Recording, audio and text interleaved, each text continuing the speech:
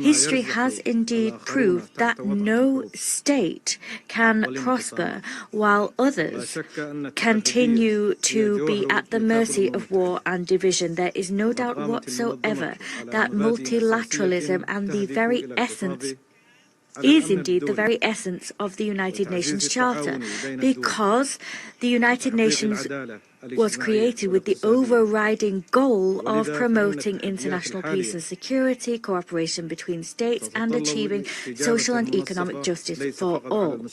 As such, current challenges compel us to show a coordinated response, not only at a global level, but also within our international institutions. In these endeavours, everyone should participate so that we can improve the living standards of our local communities. At this decisive historical turning point, the people of the world are turning towards the Security Council as the body responsible for international peace and security. The most colossal challenge we're facing is how to preserve multilateralism and reform international governance at a time when international relations are polarized to an unprecedented extent. Mr. President, for Somalia, the way forward where reform is concerned is unambiguous and clear. That reform begins by promoting multilateral cooperation and by modernizing institutional structures to ultimately effectively overcome current challenges. As part of that endeavour, the Charter must be the very linchpin of our work. We will reform global governance, and multilateralism there is key. And in all of these endeavours, the Charter must be our lodestar. Without adhering to the Charter, we will be unable to address the challenges which threaten our common future. Turning now to multilateralism and reforming international governance, violations of international law are one of the major challenges facing the international order.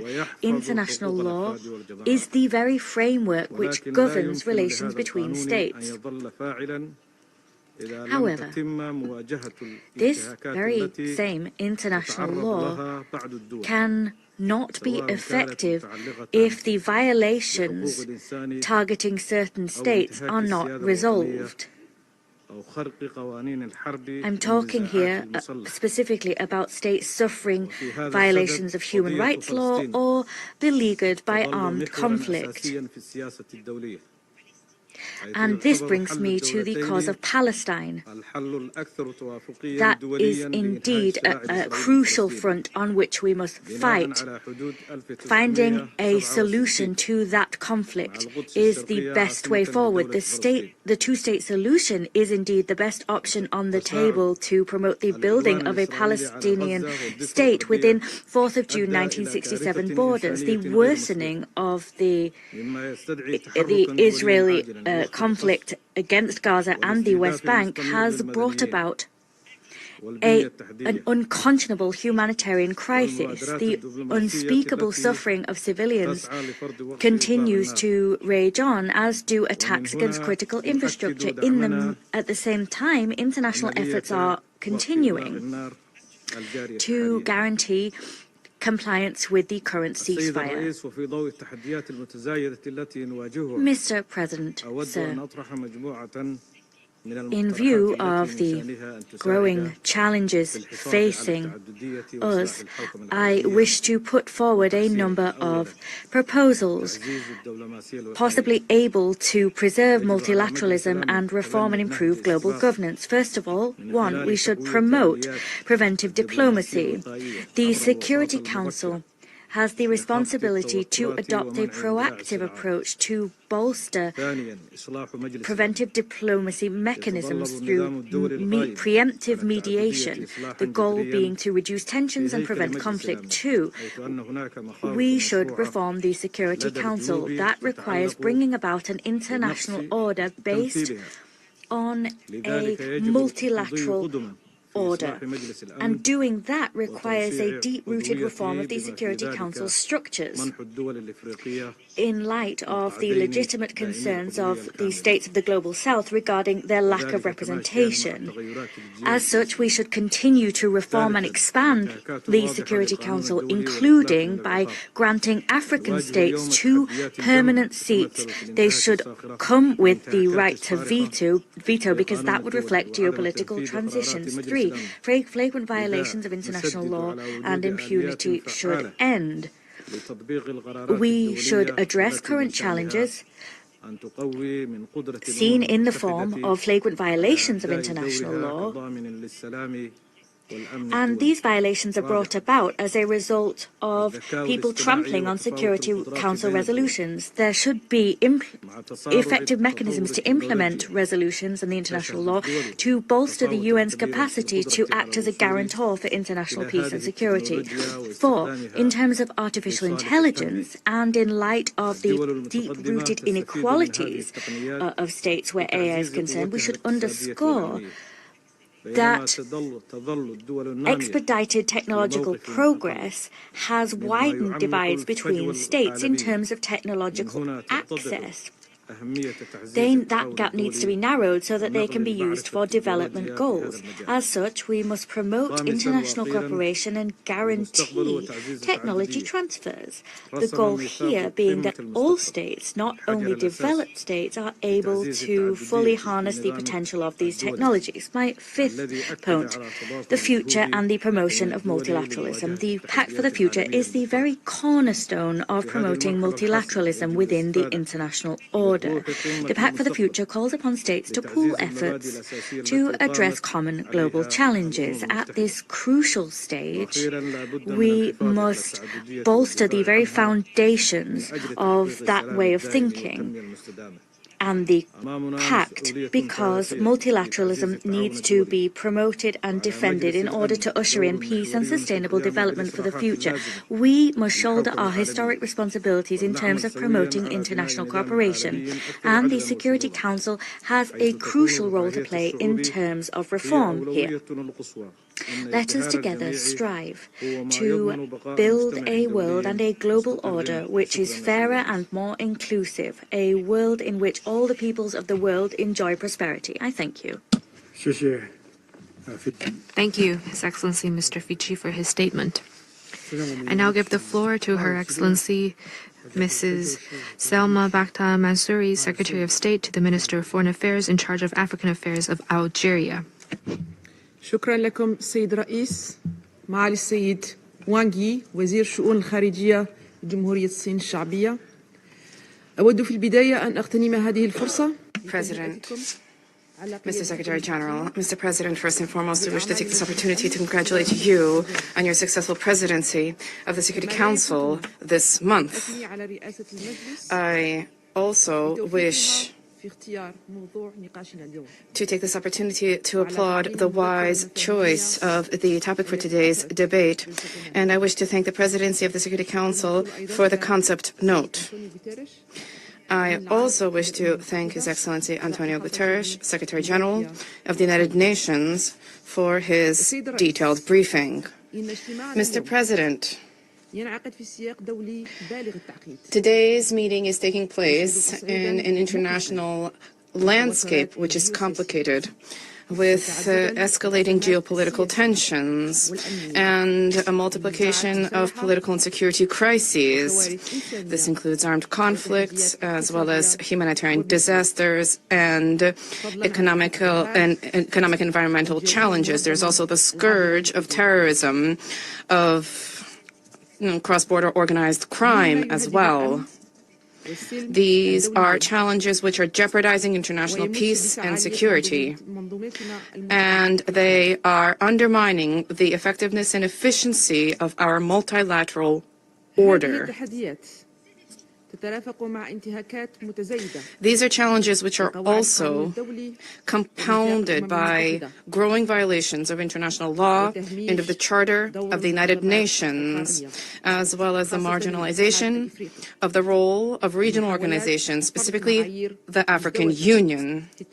There are also attempts undertaken to impose double standards vis-à-vis present-day conflict, specifically in Africa. Mr. President, Algeria is firmly of the view that our commitment to the multilateral order remains the most effective way to tackle these common challenges. However, this order is experiencing unprecedented setbacks, and these have been emanating from heightened polarization at the international level, as well as the erosion of trust in United Nations institutions. We, however, believe that the reform of the multilateral order is of paramount importance. This reform needs to be inclusive, just, and balanced. And in this vein, we wish to shed light on 5 important points. And this is necessary to guide the United Nations reform process and to bolster the effectiveness of the international order. Number 1, there is a need to safeguard the central role of the United Nations, as well as to ensure fair and balanced representation within United Nations bodies, specifically the Security Council. It is unacceptable that there is ongoing historic injustice endured by Africa in light of the fact that Africa is a continent which represents more than a quarter of the United Nations membership. And Africa continues to be deprived of permanent representation at the Security Council, and its representation in the non-permanent seats remains limited. And in this regard, my country reaffirms our full support for the shared African position as stipulated in the Swahili Consensus and the Sirt Declaration. This is a position which is largely supported by the United Nations membership. Second, there's a need to enhance the role of the General Assembly of the United Nations in its capacity as the most representative and most inclusive body. There's a need to provide the General Assembly with greater authority to tackle major international challenges in order to enhance democracy within our organization. The restoration of the balance among the bodies of the United Nations is an urgent priority for the United Nations order not to exclusively be limited to the Security Council. There's a need for the General Assembly to restore its place as a critical platform and a body to take decisions that are inclusive and decisive. The General Assembly represents all member states and remains the most representative body when it comes to enhancing the principle of international democracy and balanced governance. This Security Council recently held debates, including open debates, which reflect a broad consensus towards the need to enhance the role of the General Assembly and to guarantee respect for its prerogatives as stipulated by the Charter. And in this regard, we applaud the central role played by the ICJ in its capacity as the main judicial body of the United Nations, specifically to prevent the outbreak of international conflict and to resolve these conflicts through peaceful means. Thus, we cannot but welcome the role of the ICJ vis-à-vis ensuring justice and rule of law when it comes to delivery of justice for the Palestinian people, and كما ندعوها للاستمرار في نهجها shoring هذا up the primacy of law. We urge the ICG to continue to embrace this approach, specifically vis-à-vis the ongoing threats of forced displacement, which the residents of Gaza have been enduring. تحسين أساليب عمل مجلس الأمن. Third, there is a need to improve the working methods of the Security Council to ensure that they be more transparent and effective, and for there to be equal opportunity for all members of the Security Council. In this respect, we wish to recall the initiative launched by Algeria and its mandate at the Security Council, and this was reflected in the implementation of Note 507 last December, in order to establish equality vis-à-vis access and awareness about the documentation of the Council for both permanent and elected members of the Security Council. This measure was welcomed favorably and shows that consensus is indeed possible when political will exists and when there is a spirit of constructive work that prevails. Fourth, there's a need to adopt an institutional approach that enhances cooperation between the United Nations and regional organizations, specifically the African Union, under Chapter 8 of the Charter of the United Nations, in order to, in a regular and sustainable way, to leverage early warning mechanisms as well as rapid reactions, rapid responses, specifically when it comes to African-specific issues. My country believes that the positions and the decisions taken by the African Union and African regional organizations, specifically vis-à-vis countries currently experiencing complex crises, need to be supported by the Security Council and the international community. This is necessary for international-led efforts to complement African visions, far from any interference or diktat from settlers, colonialists, or external factors being brought into play. We also believe that the sanctions regime imposed by the Security Council remains one of the best tools at the disposal of the international community to counter threats to international peace and security. There is the goal needs to be preventive, not punitive. This is the approach of wisdom. And however, sanctions regimes need to be vigilantly implemented to prevent crises before they break out. Sanctions, when they are poorly designed, are liable to exacerbate humanitarian crises and worsen the plight of civilians. This runs counter to the principle of human rights. I now turn to enhancement of multilateral cooperation. There is a need to revisit the design and implementation of the sanctions regimes.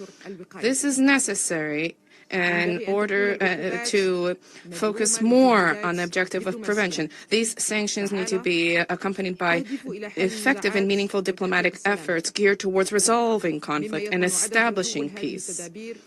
And for these measures should not become harsh sanctions causing suffering for populations and which may result in human rights violations. This also requires greater coordination among the membership of the Security Council and the reinforcement of mechanisms for dialogue and negotiations in order to build trust, to prevent conflict as well prior to the exacerbation of this conflict. To enhancement of a multilateral order requires thought being given to more effective alternatives, which result in greater stability and greater justice, and therefore a more peaceful world with greater cooperation. 5. There's a need for the mobilization of the necessary financial resources, as well as sustainable financing channels, in order to support preventive diplomacy. early warning mechanisms and rapid response mechanisms in Africa. The goal is to build African states' capacities to tackle security and other challenges, and to support national momentum and regional dynamics in order to develop these mechanisms. Mr. President, as we mentioned global reform, there's a need also to highlight the importance of addressing the financial and economic order, the global financial and economic order, including the Bretton Woods institution, in order to ensure broader participation of developing countries, specifically African countries, and their participation in decision-making at the economic level. These are decisions which affect their future. The current financial arrangements, which are largely led by developed states, are not meeting the aspirations of developing states, particularly those in Africa. Thus, it is necessary to ensure a flexible and sustainable financing mechanism for African states and to work towards improving or easing the debt burden. This is a prerequisite for the implementation of national and regional development agendas. We also call for reform of the global commercial, the trade order, to ensure equal opportunity vis-a-vis African products on the international market, and this is necessary to incorporate the economies of developing states in a fair way into the international economy. Africa, the presidency of the G20 by an African state this year, South Africa is presiding. This represents an opportunity to support states in the global south and Africa in particular as they seek to play a greater role in multilateral political and economic governance. Mr. President, the artificial intelligence gap between countries of the North and countries of the South is a source of concern. Artificial intelligence technologies are not matters of simply complicated algorithms. These are also issues related to the security of countries as well as their right to protect their sovereignty. The AI landscape has a lack of legislation, a lack of rules, and this poses new threats for our continent, threats which know no borders. Thus, there's a need for the international community to endeavor assiduously to counter any threats or dangers which emanate from the spread and development regulations and regulation of said technologies. To conclude, the future of our world is the responsibility of all. There's a need for protection and for guarantees for prosperity for us as well as for succeeding generations, as was declared on a number of occasions by His Excellency the President of the Republic, Abdelmajid Tebboune, working assiduously in order to address crises. There is a need for approaches that are rooted in definitive solutions to problems and crises by tackling underlying causes. Those were the words of the President. Today's meetings, including the Summit for Social Development as well as the Conference on Financing for Development and the review of the peace-building architecture at the United Nations, represent opportunities to renew and shore up the multilateral order. We will continue to work towards a world that enjoys peace, stability, security, and prosperity.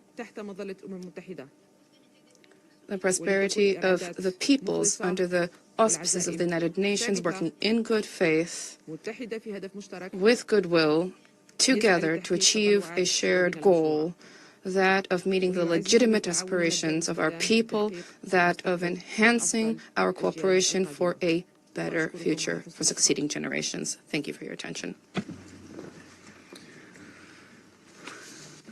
I thank Her Excellency Mrs. Mansouri for her statement. I now give the floor to Her Excellency Ms. Frances Peggy Al-Ghali, Deputy Minister of Foreign Affairs of Sierra Leone. Mr. President, Your Excellency Wang Yi, Foreign Minister of the People's Republic of China, Sierra Leone commends the People's Republic of China for convening this important high-level open debate on the crucial topic of practicing multilateralism, reforming and improving global governance.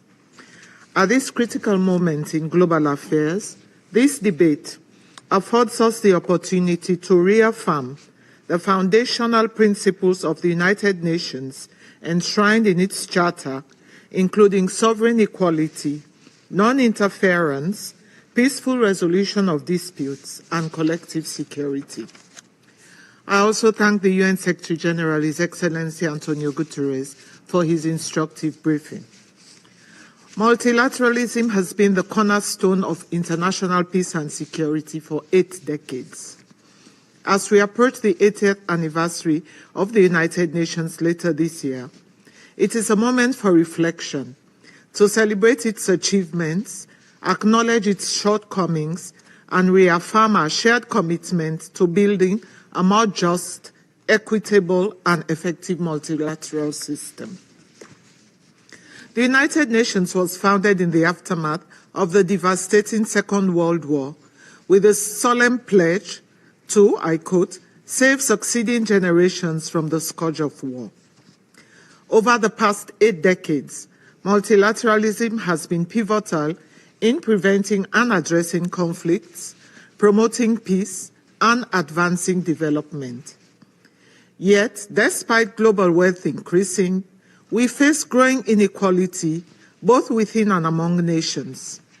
With 700 million people living in extreme poverty, constituting 8.5% of the global population, our world is beset by unprecedented challenges, including conflicts, pandemics, humanitarian crises, climate change, and technological disruptions. These require urgent, collective, and innovative responses. To address these pressing issues, let me highlight 4 key points.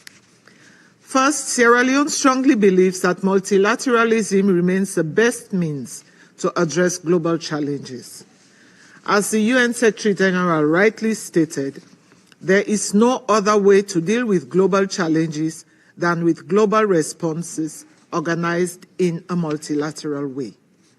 However, for multilateralism to be truly effective, it must be inclusive, representative, and results-driven. Our multilateral system must adapt to the changes in global economic dynamics, population, and influence. In particular, women and youth, as major stakeholders, must actively participate in policy making and development processes. Moreover, developing countries, especially in Africa and the Global South, must have a stronger voice in global decision making. To this end, the UN Security Council, as the cornerstone of international peace and security, must be reformed to better reflect current geopolitical realities and ensure fair representation. Nearly 80 years since its formation, the Council remains outdated, with its imbalanced composition undermining its legitimacy and effectiveness. In this regard, Africa remains the most glaring victim of this inequity. Without structural reform, the Security Council's performance and legitimacy will continue to be questioned.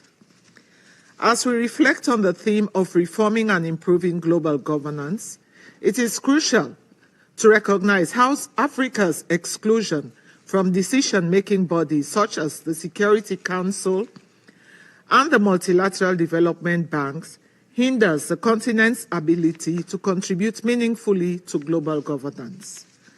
The legacy of colonialism, economic exploitation, and political marginalization has left deep scars impairing Africa's development, stability, and influence in international affairs. In noting the African Union's theme of the year 2025, Justice for Africans and People of African Descent through Reparations, rectifying the historical injustice perpetuated against Africa must be operationalized with the urgency of now. Mr. President, the Pact of the Future, adopted in September 2024, presents a critical opportunity to revitalize global cooperation and coordination based on trust, adaptability, and flexibility. The close cooperation between the Security Council and the African Union Peace and Security Council in addressing conflicts on the African continent demonstrates a commitment by both institutions to achieve the objectives of Action 21 of the Pact for achieving lasting peace and security. Recognizing the critical role of regional arrangements in preventing and resolving conflicts, this collaboration must be strengthened. Sierra Leone calls for concrete steps to implement the Pact's ambitious commitments, especially those related to the UN Security Council reform, bridging governance gaps, strengthening international cooperation, and reinforcing international law. Addressing inefficiencies and inconsistencies, particularly in improving the working methods of the Security Council, will enhance its legitimacy and capacity to implement the Pact for the Future and other forward-looking peace and development strategies. The COVID-19 pandemic has shown that addressing global crises requires more than just force.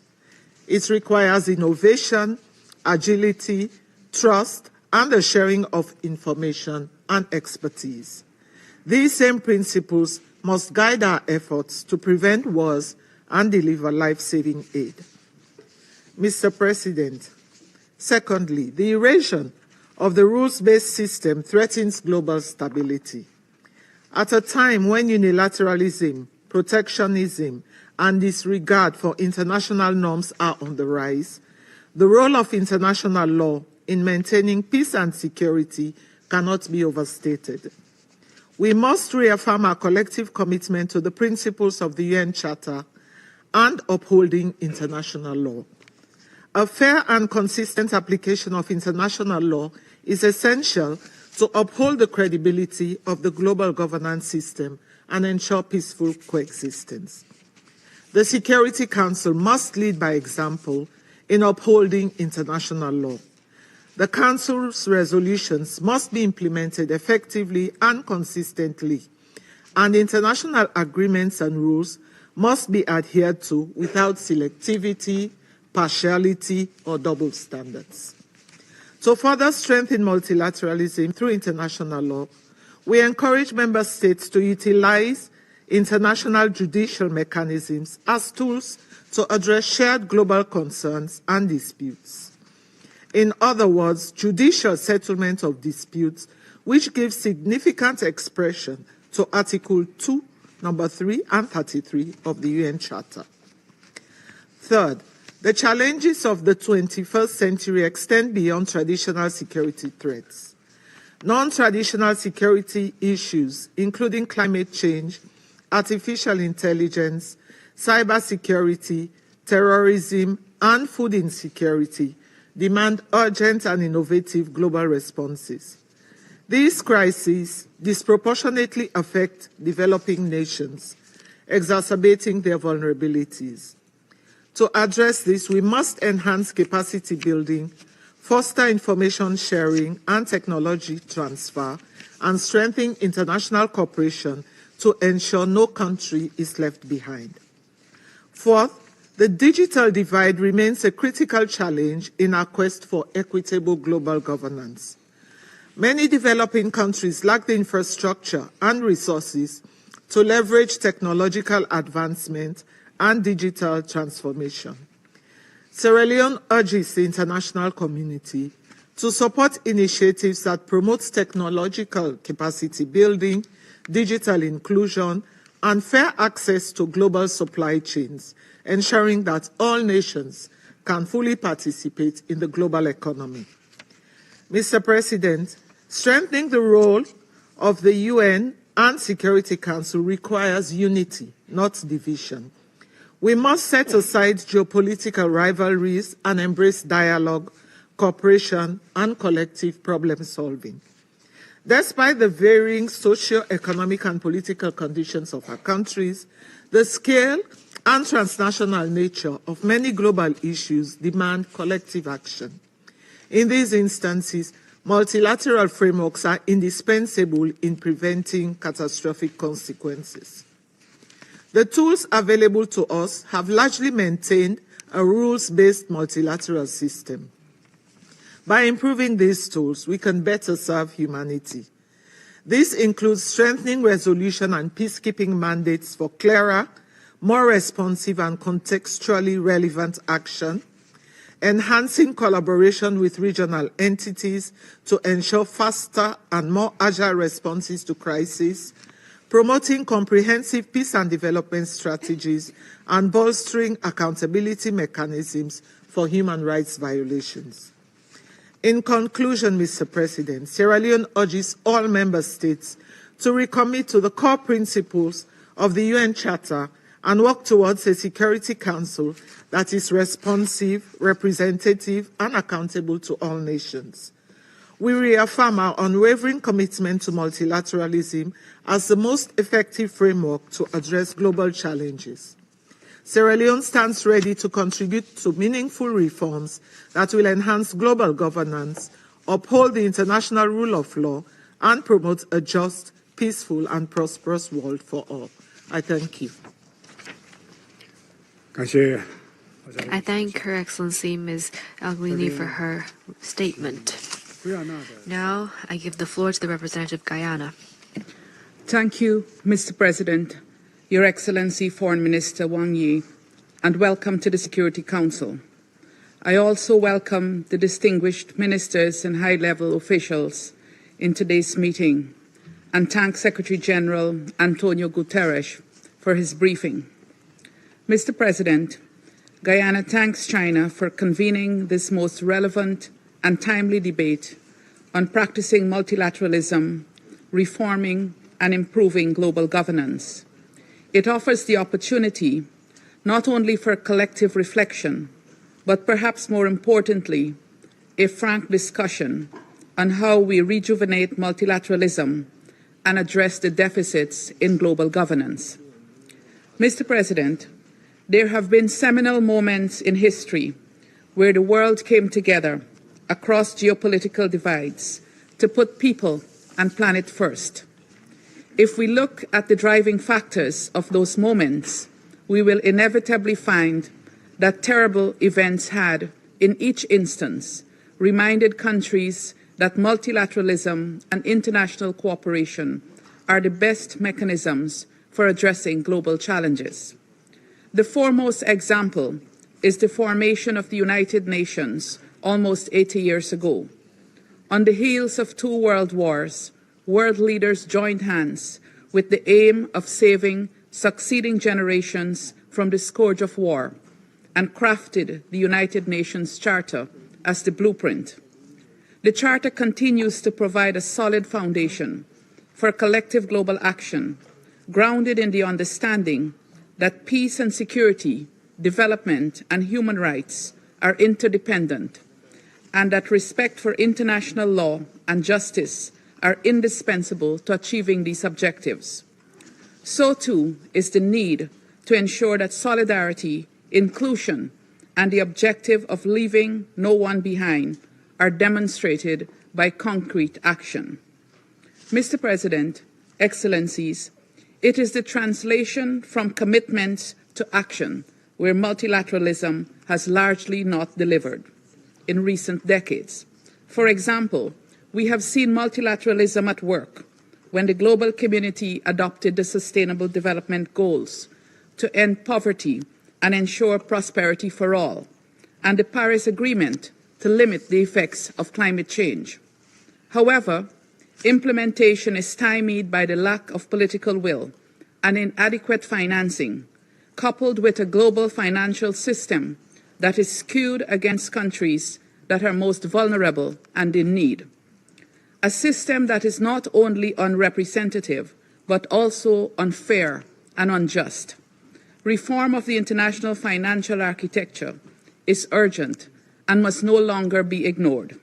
An investment in development is an investment in peace and security. Mr. President, there is widespread recognition of the need for reform of the global governance structures to make them more representative, democratic, accountable, and equipped to address new and emerging challenges. The Security Council is arguably the least representative and most undemocratic of global institutions. Security Council reform remains critical to a more effective council, or it faces the risk of becoming irrelevant. We have seen repeatedly how the current structure and decision-making format, particularly the use of the veto, have thwarted the will of the majority of council members and ignored the views of the General Assembly. But even as we pursue reform, as the foremost body entrusted with the maintenance of international peace and security, the Council must deliver on its responsibilities now. At a time of increasing conflicts in the world, resulting in the loss of thousands of lives, immense suffering, and unprecedented humanitarian crises, the members of the Security Council must bridge divides and fulfill our collective mandate. There must be greater consistency in applying the same standard across similar situations and implementation of resolutions. As the Council faces growing criticisms for inaction, greater efforts must be made to rebuild trust in it and genuine consideration given to the use of the tools available in the Charter to combat non-compliance.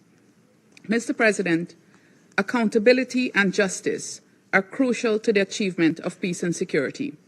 The Security Council must speak with one voice in championing respect for international law, including international humanitarian law.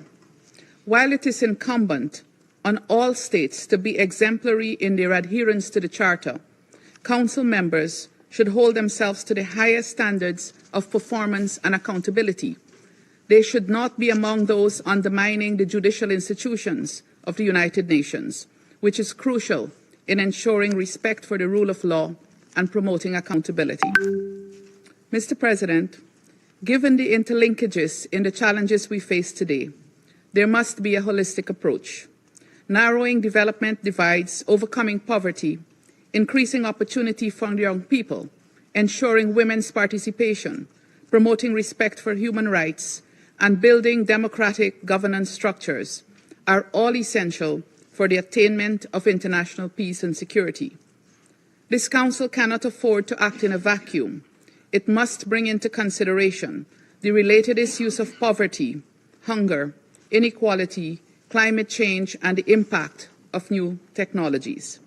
In closing, Mr. President, last September, our heads of state and government took a definitive step with the adoption of the Pact for the Future, committing to protecting the needs and interests of present and future generations and transforming global governance. We must now, together, implement the actions outlined in the Pact, recognizing that no state can overcome the challenges we face on its own. It is global solidarity, supported by strong global governance structures and a requisite political will, which will help us to achieve a world that is peaceful, inclusive, sustainable, and prosperous. I thank you. 圭亚那代表的发言，下面我请丹麦代表发言。 The representative of Guyana, and I now give the floor to Denmark. Secretary General for his powerful words and his call to action. Mr. President, 80 years ago, from the ashes of two devastating world wars, the international community came together to establish the United Nations. The task was as momentous as it was visionary, to save succeeding generations from the scourge of war. It was a moment of hope in history, of unbridled optimism for humanity, for the promise of the Charter. Today, that promise remains as important as ever. Denmark is a founding member of this organization. Our belief remains as firm as it was 80 years ago, that many of our challenges are too great and too global for any nation, large or small, to face it alone. A strong and fair system, with the United Nations at its core and international law as its foundation, remains our best, indeed our only, option to address the multitude of threats and challenges we face. Mr. President, allow me to make 4 points. First, multilateralism works. For 8 decades, the United Nations has helped to prevent a third world war. Together, we have created programs to reduce poverty and hunger, protect human rights, eradicate disease, increase access to education and healthcare, advance gender equality, and build sustainable peace. We have worked to expand and uphold international law and pursued accountability when international crimes have been committed.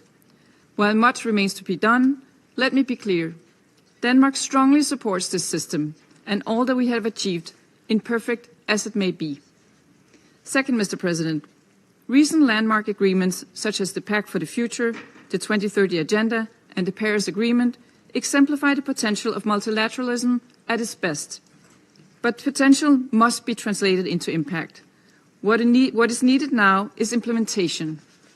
The Pact presents a bold vision for this multilateral system, including the Security Council. Around this table, it is our responsibility to act. We must not be afraid to rethink our tools, to adapt to changing realities. This is especially necessary for UN peace operations. Denmark firmly believes that UN peace operations remain indispensable for addressing conflicts and sustaining peace. For millions, the blue helmet represents hope in the darkest corners of conflict. But as the very nature of conflict evolves, so too must our response. To effectively address the complex security challenges of our time, more agile, adaptable, and responsive approaches are needed. This includes working across the whole peace continuum, from preventive measures and diplomacy to peacekeeping and post-conflict recovery. The Security Council should lead in advancing fresh thinking on how to ensure this. Mr. President, my third point. We cannot seriously tackle the issues facing multilateralism when the Security Council continues to operate in the reality of yesteryear. Excellencies, it is no longer 1945. The world needs a more representative Security Council, one which reflects the global diversity of the 21st century, one which addresses the historical injustice done to the African continent and ensures greater representation of developing countries across regions. As we push for fundamental reforms, we must also assess the actions and, tragically, inactions of the Council. Too often, this Council has been unable to alleviate immense suffering due to the veto. The veto should never stand in the way of action to prevent and end atrocity crimes. Fourth, Mr. President, underpinning all of these points, and indeed all of our collective action, must be an unwavering commitment to international law and the United Nations Charter. For Denmark as a small country, this is our guiding star. Respect for the basic purposes and principles of the United Nations, including sovereign equality, territorial integrity, and political independence for all states, is indispensable to the cause of peace. It is the foundation for a world in which might does not make right. As we uphold these principles, the respect for human rights and international humanitarian law must be at the core. We must end cycles of impunity and ensure accountability for victims and survivors of international crisis. This should be accompanied by efforts to identify and address the root causes of conflict. While states bear the primary responsibility to protect their populations from atrocities, this Council has an important role to play in ensuring timely and decisive international action. Mr. President, to conclude, multilateralism is based on a fundamental willingness to work together, to understand the language, culture, and concern of others, and to find compromises. This is what the United Nations stand for. That is how we uphold the promise of the Charter. Count on Denmark's unwavering commitment to this goal. Thank you. I thank the representative of Denmark for the statement. Now I give the floor to the representative of the Republic of Korea. Thank you, Mr. President, for convening this important meeting. I thank the Secretary General for sharing his valuable insights.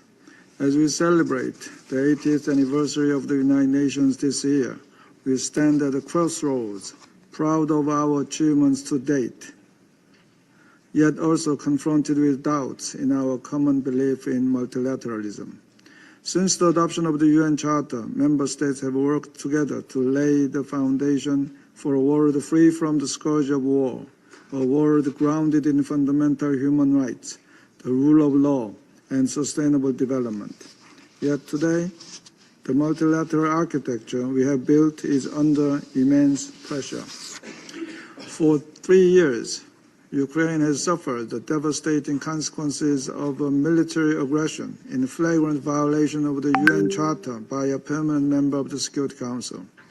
In Gaza, despite the efforts of the Security Council to reach consensus over the past 15 months, it has struggled to produce meaningful impacts on the ground, as the actual ceasefire was made possible by a few critically involved parties.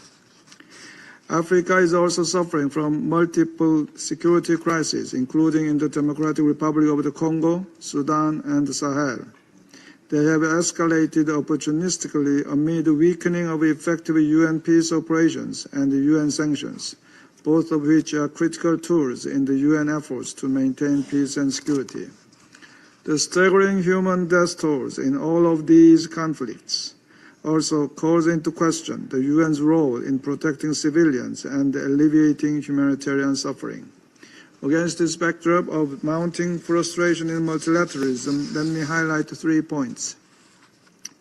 First, we should reinvigorate the role of the United Nations that offers an enduring diplomatic space in shaping international views.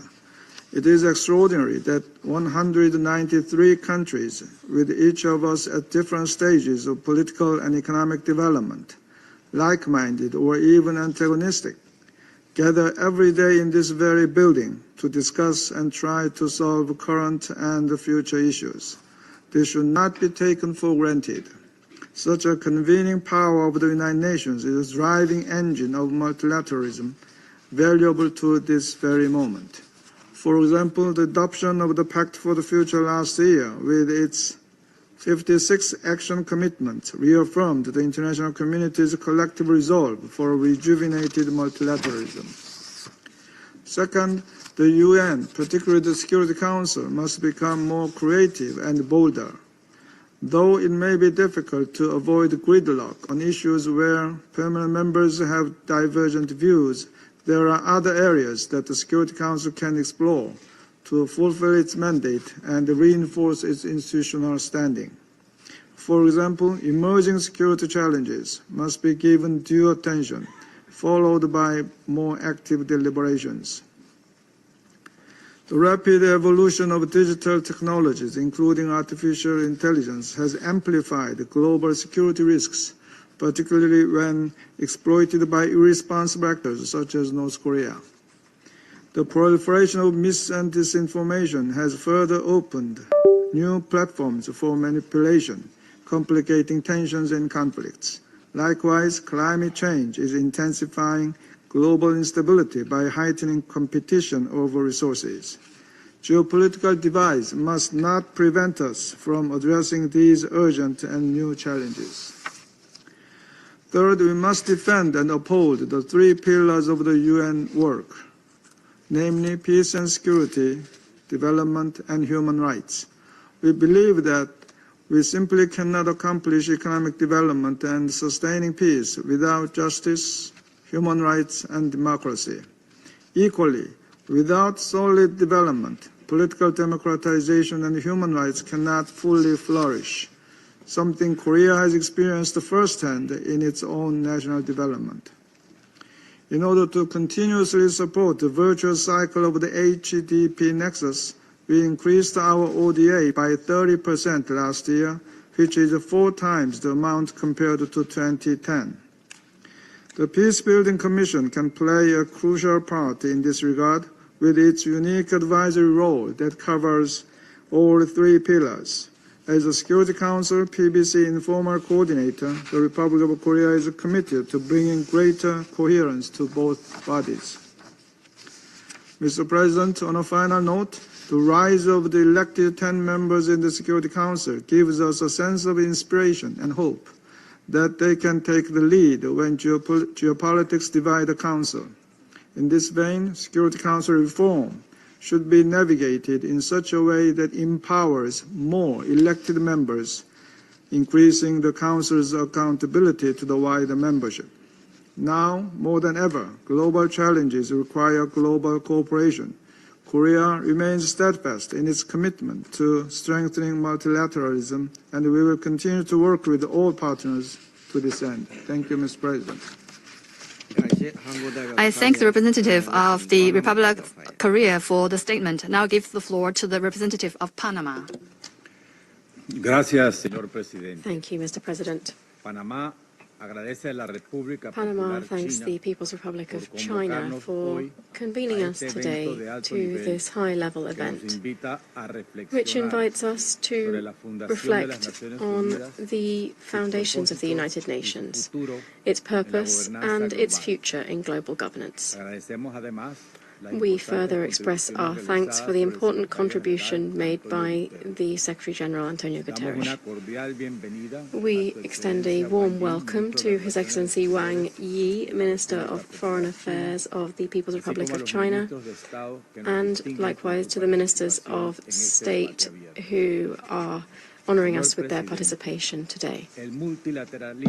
President, multilateralism is facing its most critical juncture since the foundation of the United Nations 80 years ago, born out of the ruins of a violent, devastating and cruel global conflict.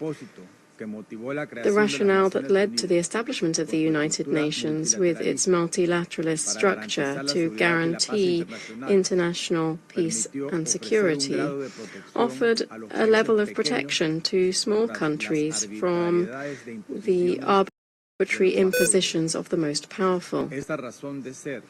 This raison d'être for global governance has been buckling under a system that has become unwieldy and slow to incorporate and implement the much-needed technology and innovation to provide the right solutions with the necessary urgency.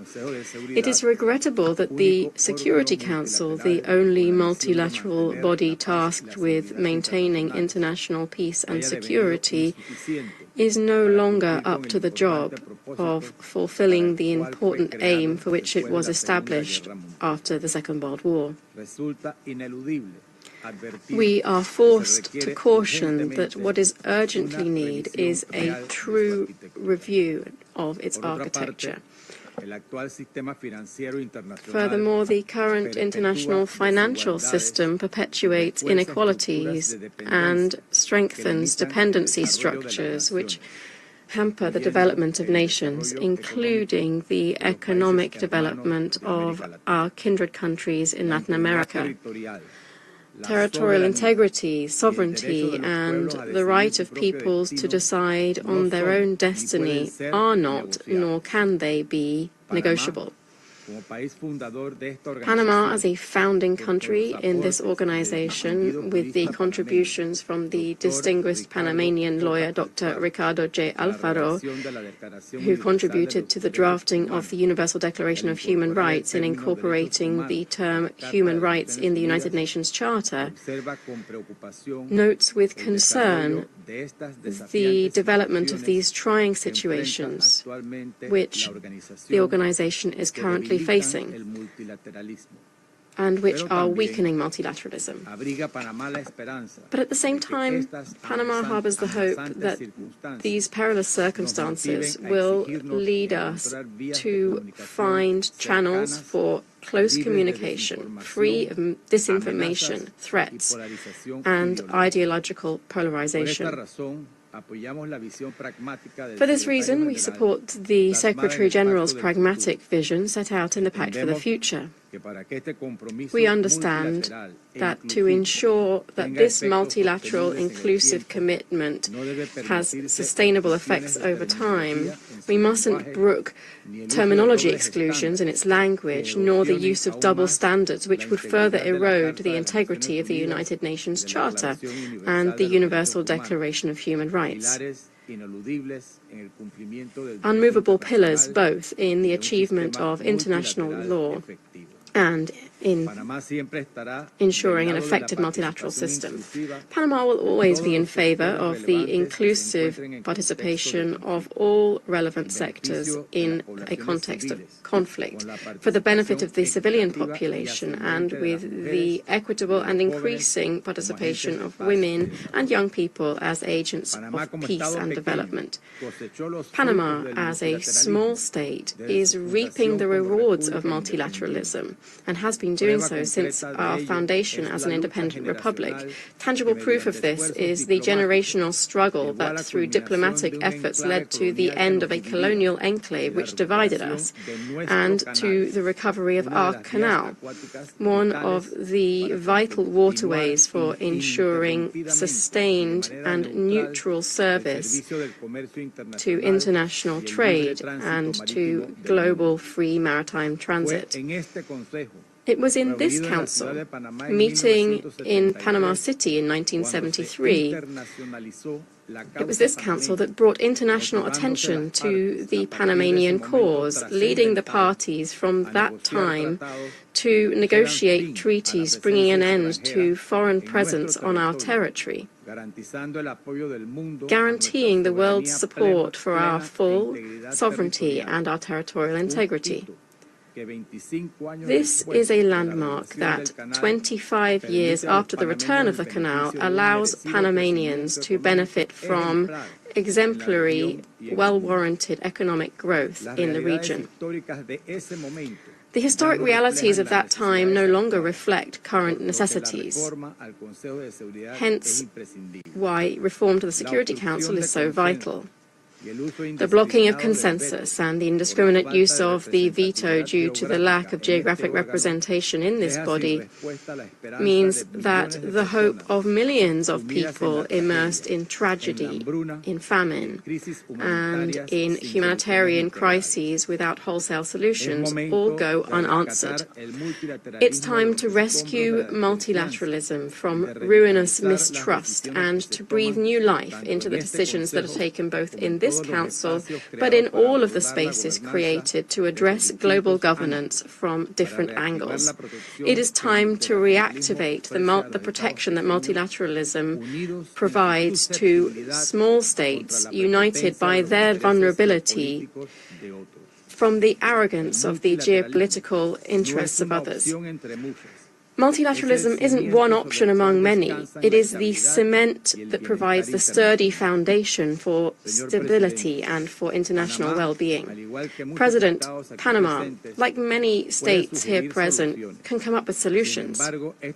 Nonetheless, these solutions will lead nowhere if we don't trust in ourselves and if we do not stand ready to implement the mechanisms that we have to hand, to enforce the mandates contained in the dozens of resolutions that we adopt every year.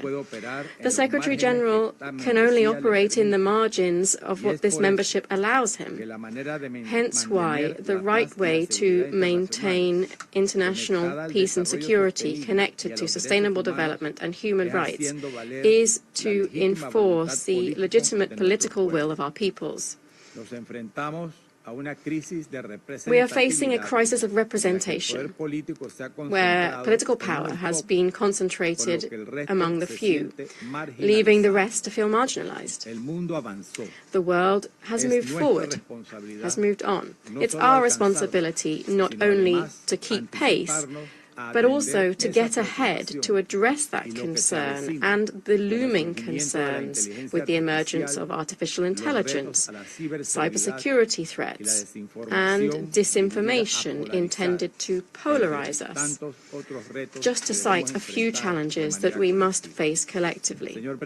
Mr. President, it is time for this helpful debate to guide us to undertake a self-assessment, to reflect and to act,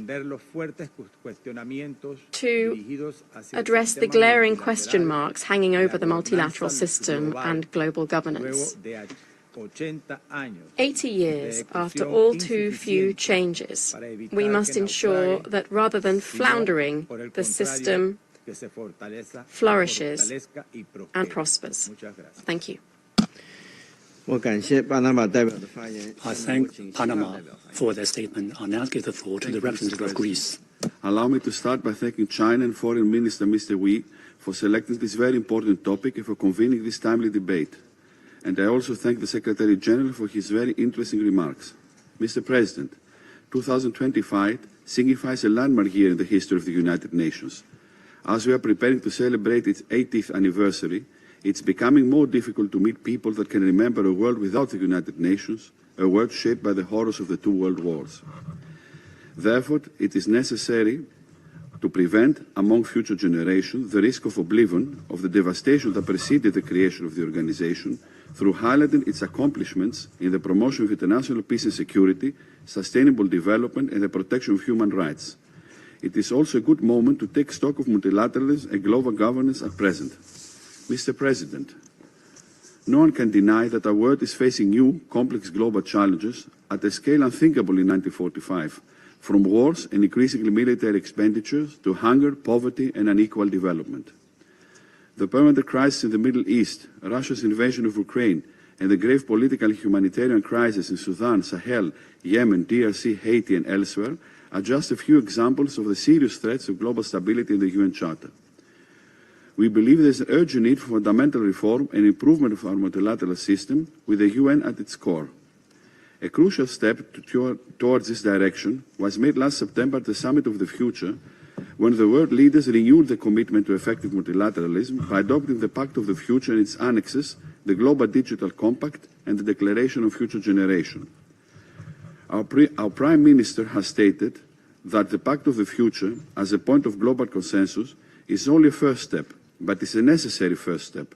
It's a political declaration to act, and political will is a necessary driver for action at the national level and collectively at the global level. Greece calls for the rapid implementation of the relevant actions of the Pact, especially transforming global governments and reinvigorating the multilateral system to tackle these challenges and seize the opportunities of today and tomorrow. In this context, a reform of the central pillar of the international peace and security architecture, namely the Security Council, is also needed. We support any model of reform that is fair, strengthens the UN as a whole, and transforms the Security Council to a more democratic, efficient, representative, accountable body adjusted to the realities of the 21st century. We are convinced that these goals would be achieved through the enlargement of the Security Council, both with permanent and non-permanent members. We also call for strengthening the relationship of the Security Council with the General Assembly in order to maintain better international peace and security. Mr. President, during the intense negotiations of the Pact of the Future and beyond, Greece insisted that it was necessary to go back to the basics of the UN Charter, such as the peaceful settlement of dispute, the respect of international law, and the rules and principles of the Charter. These are core elements of Greece's participation to the Security Council and the necessary foundations of peace and prosperity across all nations. At the same time, we need to safeguard fundamental rights and freedoms, democracy and the rule of law in an increasingly authoritarian, dangerous and contested world where human dignity is progressively challenged and where war becomes more prevalent on a greater scale. Let me also stress that one of the Pact's significant achievements is the first global recommitment to nuclear disarmament since 2010. We stress the need this to serve as a basis for upholding and strengthening the international non-proliferation and disarmament architecture with NPT as its cornerstone. Mr. President, Greece recognizes the need to narrow the development divide and especially the digital divide. Peace and security cannot prevail in the absence of development and growth. Greece focuses its development efforts and allocates aid, including through capacity building, transfer of know-how and expertise, with the aim of contributing to the reduction of poverty and inequality in the world, the consolidation of peace and security, and in order to tackle the root causes of migration flows. We also believe that artificial intelligence offers tremendous opportunities for achieving the SDGs, and we are actively engaging to the discussion of the global governance of AI at the UN and other fora. Our common efforts to bridge the digital divide should focus on the implementation of the Global Digital Compact, which represents the first comprehensive global framework for digital cooperation, chartering a roadmap for global AI governance. Mr. President, we are also deeply concerned with the lack of substantial progress in tackling the effects of climate change. We reaffirm the importance of accelerated action in this critical decade on the basis of the best available science, and we welcome relevant decisions adopted at COP28 and 29. We also recognize the importance of support to development countries and their access to climate finance, especially those that are particularly vulnerable to the adverse effects of climate change. Mr. President, in closing, let me underline that the upcoming celebration of the 80th anniversary of the UN serves as a moment of collective reflection on the accomplishments of our organization, a reiteration of a common belief to its core values and principles, and a time to begin reforming global governance and the multilateral system. Let us all work together towards this direction. I thank you. I thank the representative of Greece for that statement, and I'll give the floor to the representative of the Russian Federation. We welcome the personal participation of the Minister for Foreign Affairs of the People's Republic of China in today's open debate. We welcome the participation of other ministers and senior representatives.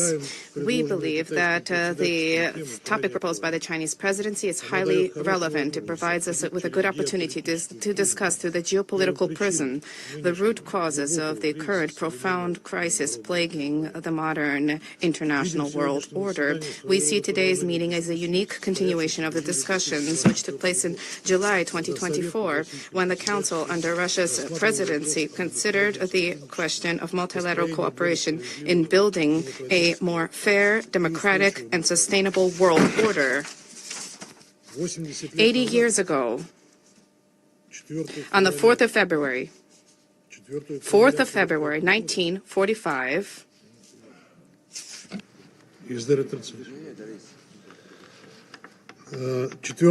on the 4th of February, 1945, the Yalta Conference began.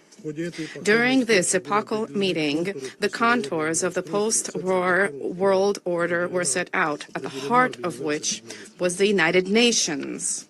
In the international legal dimension, the Charter of the United Nations first set out the equality of all states, ridding the world of patterns of legitimization of the claims of certain countries to domination. The result of this groundbreaking decision was the process of decolonization, which gifted freedom to numerous enslaved peoples. Furthermore, despite all of its strengths and weaknesses, which politicians and academics continue to debate, the United Nations as a whole fulfilled its founding purpose, namely preventing a new world war. However, today the world has come closer than ever before to a dangerous threshold. It is teetering on the brink of a direct military confrontation between nuclear powers. The West, operating through the rules-based order template, is agreeing to, in circumvention of the United Nations, decisions and key topics of the majority of countries, for the majority of countries, and subsequently portraying these solutions as universal solutions and imposing them on others.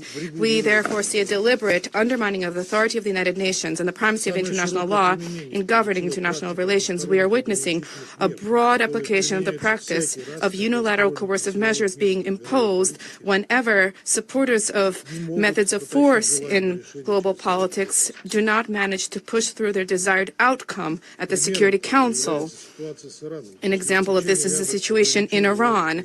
After the expiration of a number of restrictions in Resolution 2231 in October 2024, European countries failed to adopt practical measures to lift restrictions against Iran, extending them indefinitely at the national level. Let us recall that the only body authorized to impose sanctions is the Security Council. Any other measures are unlawful in nature. However, sanctions by the Council themselves are not etched in stone. As with any other instrument for the maintenance of international peace and security, the Council has a duty to proactively work to update them, to adapt them, to reflect new realities, and ensure their effective implementation.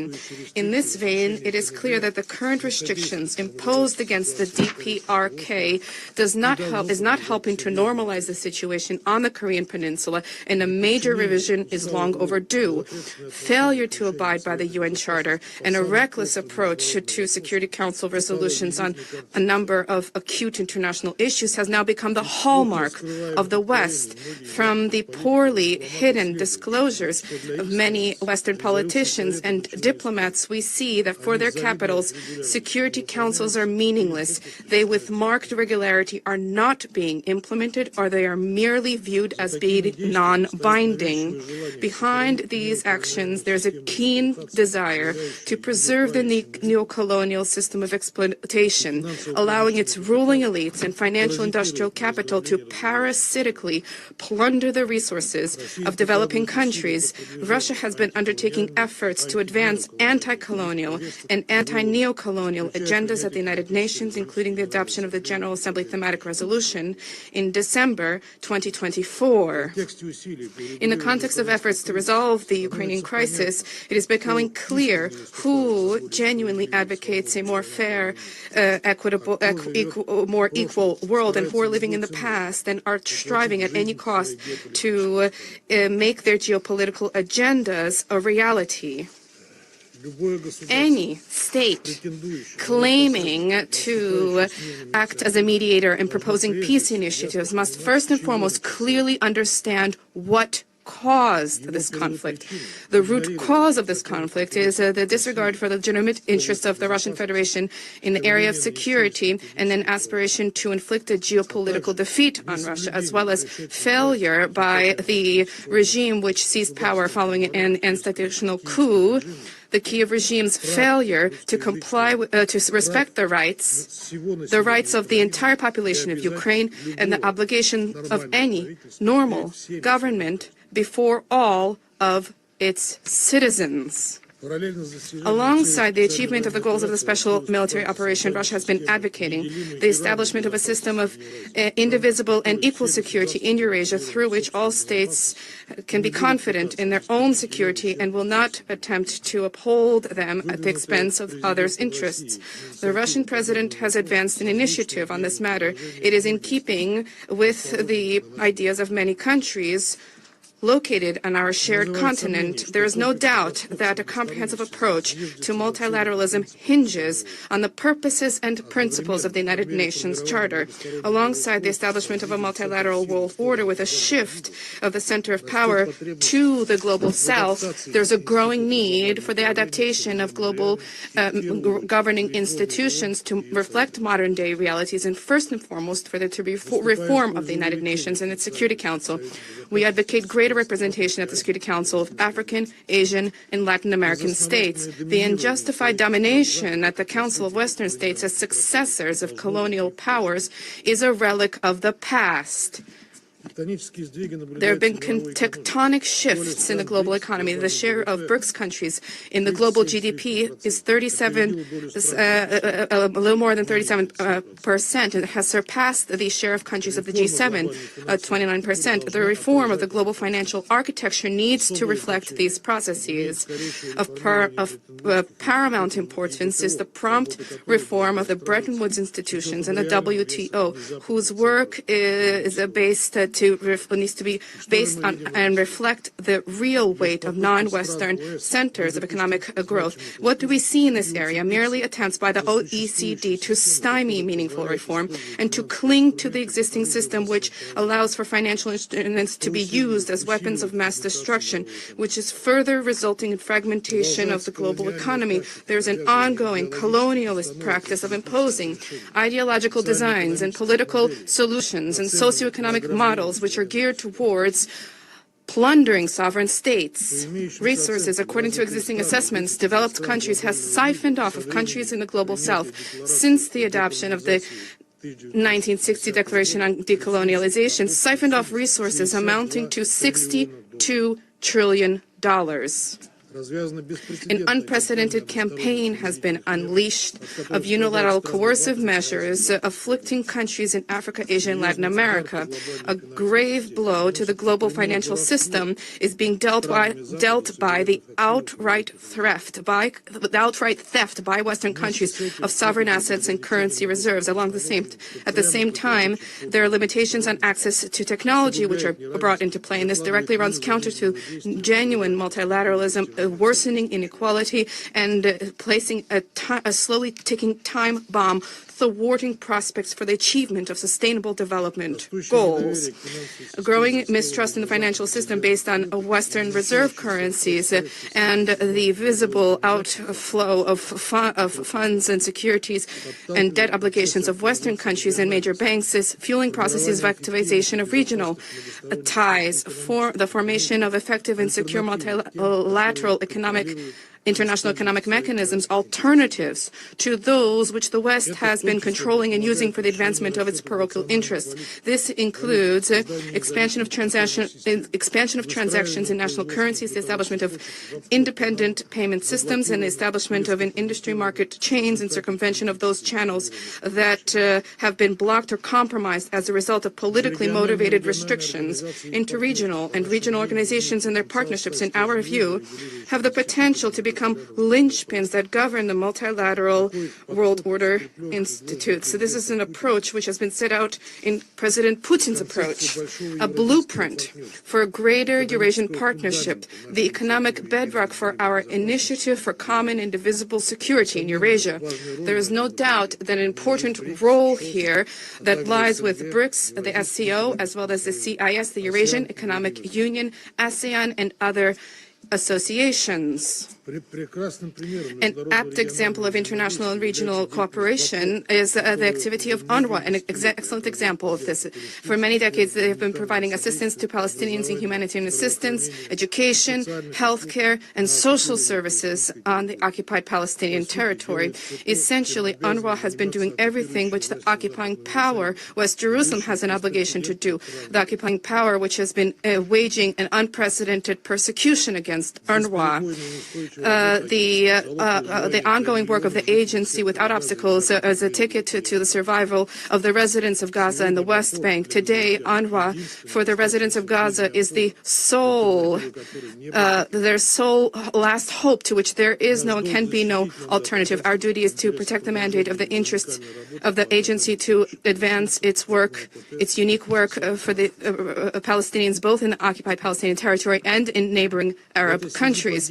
In this connection, we support the call of the UN Secretary General and the General Commissioner of UNRWA to Israel for it to comply with its international legal obligations and to lift the Knesset legislation for the prohibition on UNRWA's activities.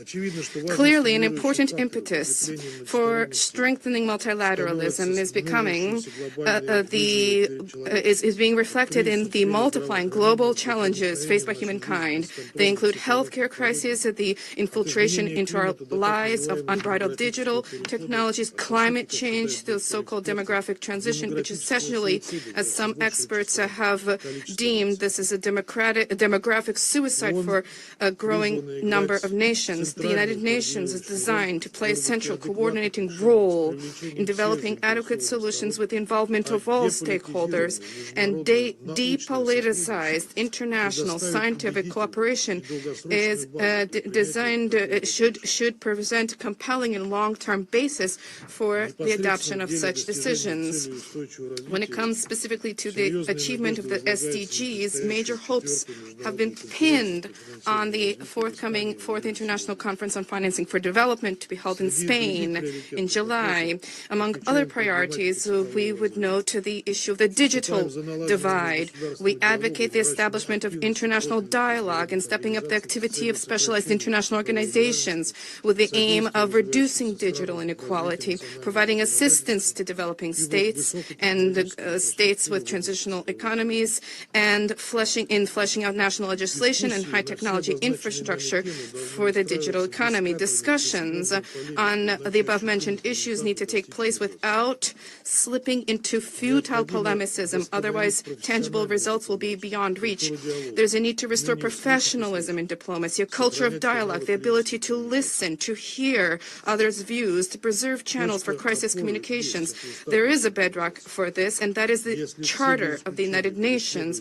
If all parties, barring none, respect its spirit and letter, not interpreting it selectively for the advancement of geopolitical interests, the United Nations is in a position to resolve current disputes and reach common ground on the majority of issues facing it. Thank you. I thank the representative of Russian Federation for his statement. Now I'll give the floor to France.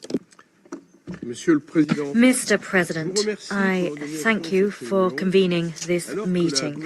At a time when global governance is challenged by the proliferation of crises, we must not succumb to the temptation of unilateralism. This path would bring us simply to widespread confrontation, pitting everyone against everyone else. That would work to the detriment of one and all, even those convinced of their superlative strength. We reaffirm our support for multilateralism, compliance with international law, and for the values of cooperation and solidarity. Last September, we adopted the Pact for the Future in order to breathe new life into multilateralism and expedite the achievement of Agenda 2030. At a time when we prepare to celebrate the 80th anniversary of the United Nations, this document reaffirms that collective action is necessary to overcome current challenges and those that will arise tomorrow. In this vein, France organized the Summit for a New Global Financing Pact at the beginning of February this year, and also the summit, the AI Action Summit. We must rethink our governance system to render it more effective, more representative, and fairer. We also need to go further when it comes to the climate and biodiversity. This strategy continues to bear fruit, as demonstrated by the adoption of the BBNJ Treaty in 2023. 10 years ago, 195 states gathered together in Paris and decided to resolutely expedite the struggle against climate change, their goal being to limit the average temperature rise to 1.5 degrees Celsius. We must now get everything battle ready to ensure that the Paris Accords turn into tangible action. Mr. President, it is because France trusts in the United Nations that we champion an ambitious reform of it. Turning to the Security Council, our position is clear. An expansion of the 2 membership categories in order to preserve its legitimacy is vital, as well as to increase its representativeness. It is illogical that Africa does not feature among permanent members. That must change. France has for 20 years stated, and this is set forth in the G4 model, that 2 African states must hold permanent seats. Here I reaffirm that their demand for veto power is legitimate. The Security Council must be able to take action and perform its role in terms of the maintenance of international peace and security. The international community has lofty expectations of the Security Council. For Palestine, for Ukraine, for Sudan, and for so many other regions in the world, we must do more. France believes that the veto power is not a privilege to be used at will, but rather a unique responsibility. It is with this in mind that France, since 2015, has, alongside Mexico, championed an initiative to suspend the use of the veto in situations of mass atrocities, that is, crimes of genocide, crimes against humanity, and war crimes on a large scale. 106 states have already extended their support to this initiative, and in the Pact for the Future, we have committed to stepping up our efforts on this matter. Let us prove ourselves worthy of expectations in this regard. Thank you. I thank France for his statement. Now I give the floor to the representative of the United Kingdom. President, and I welcome the contributions to our discussion today from His Excellency Foreign Minister Wang Yi and the Secretary General. The United Kingdom remains deeply committed to the United Nations. But 80 years since its creation, with more countries engaged in conflict than ever before, we're falling short of its founding mission to save succeeding generations from the scourge of war. And despite progress on health and education, significant global challenges remain. The climate crisis is accelerating, and the Sustainable Development Goals are off track. Why so? There is more to this than the often mentioned liquidity crisis. In 80 years, UN membership has increased from 51 to 193 member states. But the UN and its institutions are not fully representative of all its members. We now live in a multipolar world, not a bipolar or a unipolar one, and whose challenges, climate, pandemics, cybersecurity, are more transnational than national. As the Secretary-General reminded us, and so many speakers today have reiterated, the Pact of the Future demonstrated a clear desire and a clear commitment to reinvigorate the multilateral system, including through reforming the UN and the international financial system. Together, we need to redouble our efforts and find new ways to address emerging challenges. 2025, the UN's 80th anniversary and a year of key summits, is the first step on this path. Next month, we have the Commission on the Status of Women and the Beijing +30 meeting. In June, we have the UN Oceans Conference. In July, Financing for Development 4. And later in the year, we have the UN Social Summit and COP30 back in Brazil.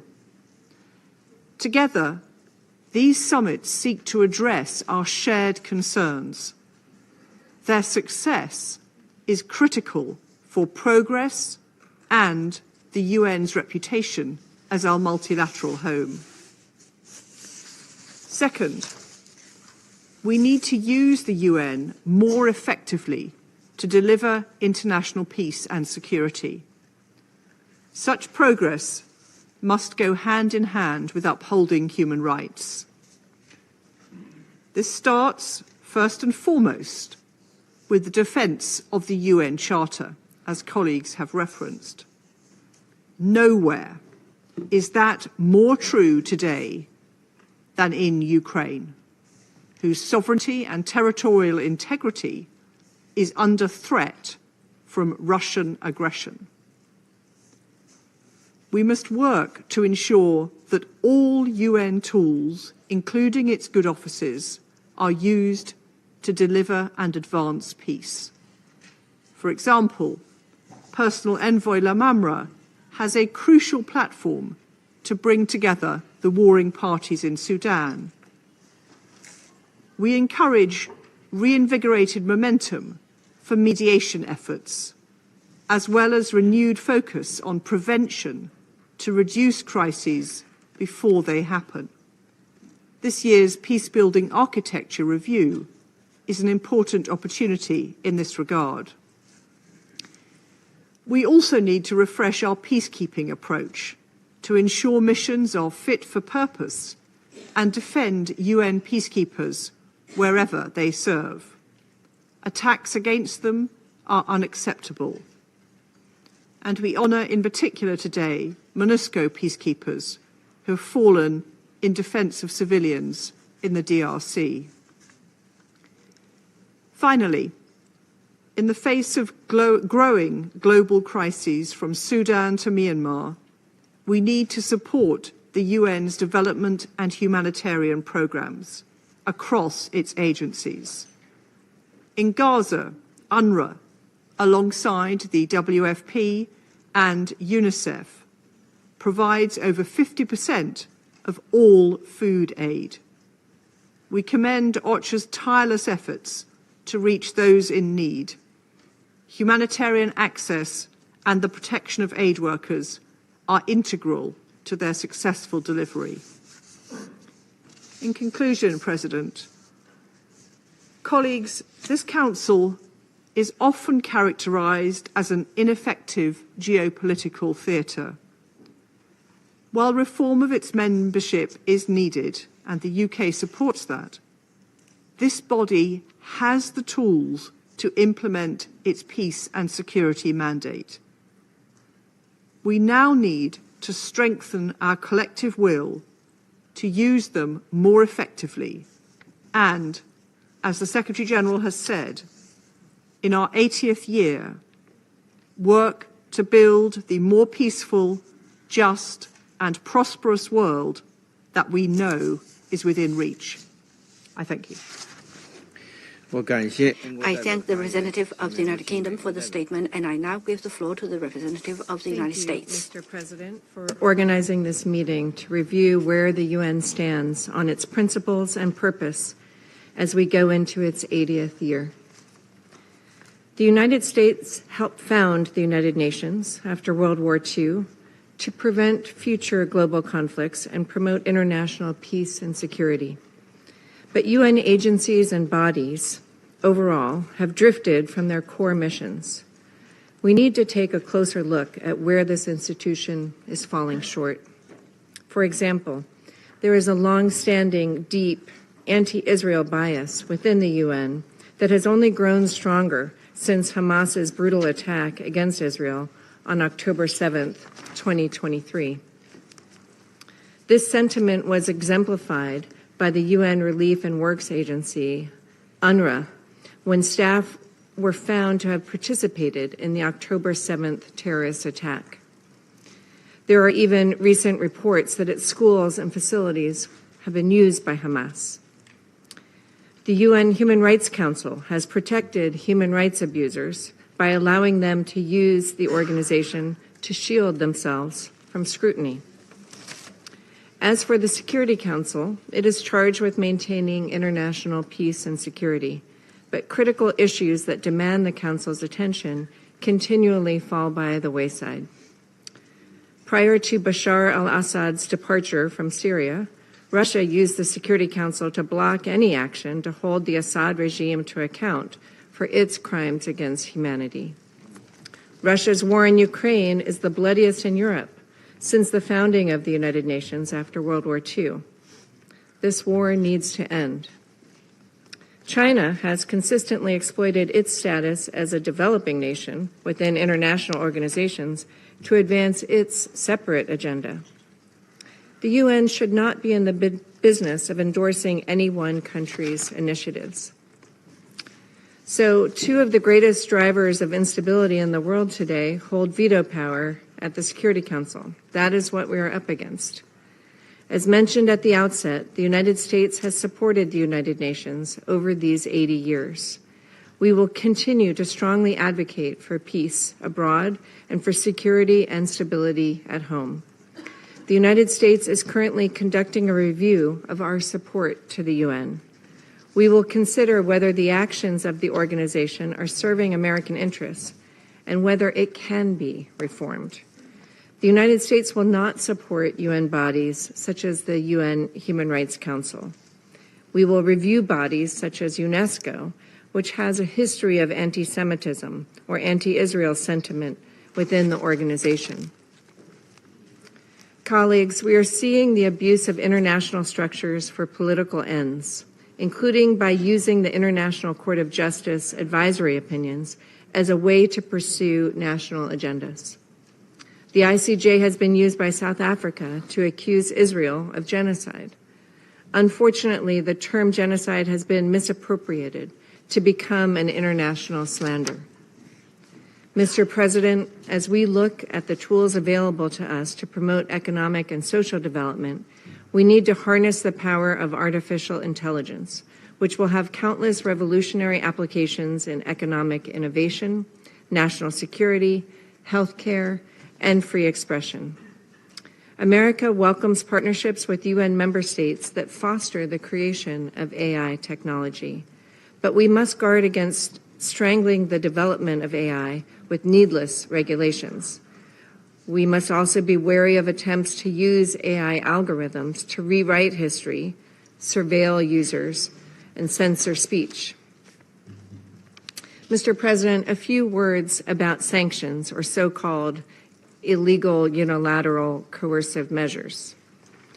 The United States reiterates that its autonomous sanctions programs are consistent with international law. In addition to observing and respecting UN sanctions, the United States and many of our partners legitimately use domestic authorities, carefully regulating our domestic financial systems in a tailored way to address threats to international peace and security. In doing so, we go to tremendous lengths to avoid humanitarian impacts or impacts on the flows of life-saving food and medicine to those in need. Mr. President, in conclusion, the United States supports the UN's return to its founding mission of promoting peace and security around the world. As President Trump has stated, we will be taking a hard look over the next few months on what reforms the UN needs to undertake to get us to that point. I thank you. I thank the representative of the United States for the statement. I now give the floor to the representative of Slovenia. Mr. President, we are encouraged by the leadership of China in organizing today's debate, and we thank Secretary General for his briefing earlier. Colleagues, soon we will mark 80 years since the end of the Second World War. Devastation and suffering caused by the war led the leaders to unite and establish the UN with the noble motivation, quote, to save succeeding generations from the scourge of war, end of quote. Our organization and hope for a peaceful future raised as a phoenix out of the ashes of the war, as beautifully depicted by Per Krog's mural for peace hanging in the chamber just behind us or above us. However, as if the core to the raison d'etre of our organization has loosened with time, and as if we are not capable anymore to imagine peace. The conflicts are running at an all-time high. The UN Charter, the international law, international humanitarian law, and the resolutions of this Council are all being undermined and right out violated or ignored without any accountability. Since we have entered the Security Council a year ago, we have been asking ourselves how to revive the spirit of San Francisco. Like Guyana, we are asking ourselves how to rebuild the trust among ourselves and in the Council.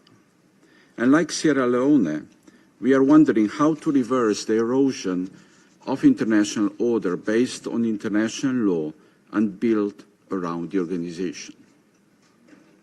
These questions led us to organize the Leadership for Peace open debate during the Security Council presidency in September last year. Together, we adopted a presidential statement and recommitted to our responsibilities and roles.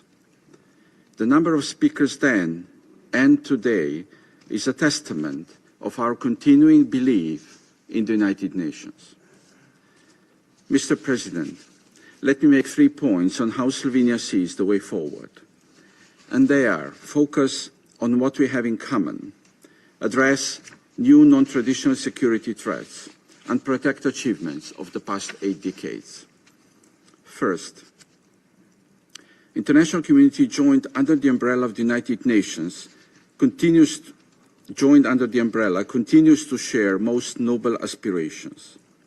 We committed to a world free of war, world free of fear and free of want.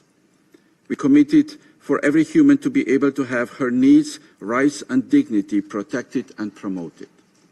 These goals continue to unite us. Last year we adopted the Pact for the Future, for a world that is safe, peaceful, just, equal, inclusive, sustainable and prosperous.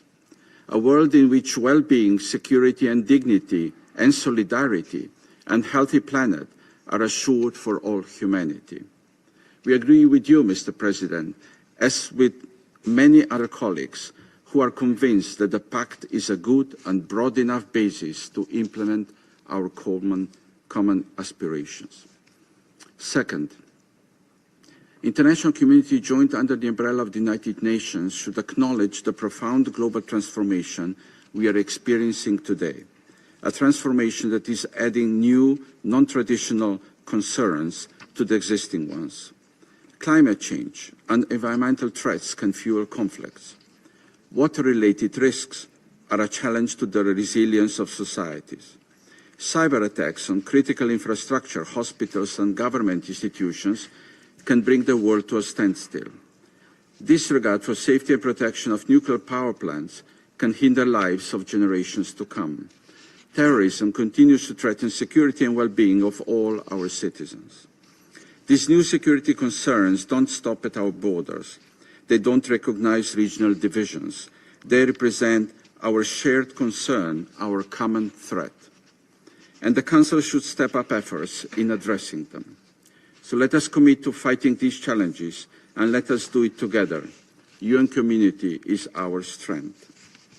And my third and last point, international community joined under the umbrella of the United Nations should be proud of its past achievements. A major contribution of the UN with its legal framework is that it enabled the power of rules to replace the rule of power. Even if it doesn't always work properly and in all situations, it provides a protective shield for a great majority of member states against notion of might is right, in the words of my Danish colleague. Violations of the UN Charter, of the international law and international humanitarian law, the erosion of respect for the work of the humanitarian organizations and their staff, disregard for the protection of civilians, especially women and children in armed conflicts, without any accountability, risk driving our world into disorder and chaos. So, colleagues, the Secretary General Dag Hammarskjöld once observed that it is not big powers who need the UN for their protection. It is all the others. We, the others, the great majority of UN member states, should act accordingly to protect 8 decades of the international system based on rules and the UN Charter, and build consensus to deliver peace, to end with a quote of the current Secretary General. Thank you. I thank Slovenia for the statement, and I now give the floor to the representative of Bolivia. I give the floor to Her Excellency Ms. Landa, Minister of Foreign Affairs of Bolivia. Mr. President, thank you. The plurinational state of Bolivia congratulates the Chinese presidency of the Security Council, and we wish you every success. I wish to convey to you the greetings of our brotherly President Luis Arce Catacora and the greetings of the Bolivian people as we mark the bicentenary of our independence. That date marked the inception of the plurinational state of Bolivia, whose goal was to continue increasing equity and justice for our people. This meeting is being held at a time when the multinational crisis besetting the world is growing ever deeper every day. Today, it is incumbent upon the People's Republic of China to address this challenge in a global context marked by, 1, the worsening of the climate crisis. This climate crisis is seeing many countries facing the real risk of vanishing forevermore as a result of sea level rise. There is also global warming, which is worsening food insecurity. Second, we're seeing the consequences of neo-colonial practices and military occupations waged with a desire to maintain hegemony and control over our natural resources. 3, there is the danger of a far-reaching trade war with grave consequences across all sectors. 4, there is a threat that we will see the genocide against the Palestinian people worsen. 5, there are economic blockades and unilateral coercive measures being used as weapons to subjugate sovereign nations. In view of these threats to peace and the very existence of the planet, the most important challenge now is the implementation of radical change, and urgent change indeed, within the United Nations structure. This particularly holds true for the Security Council.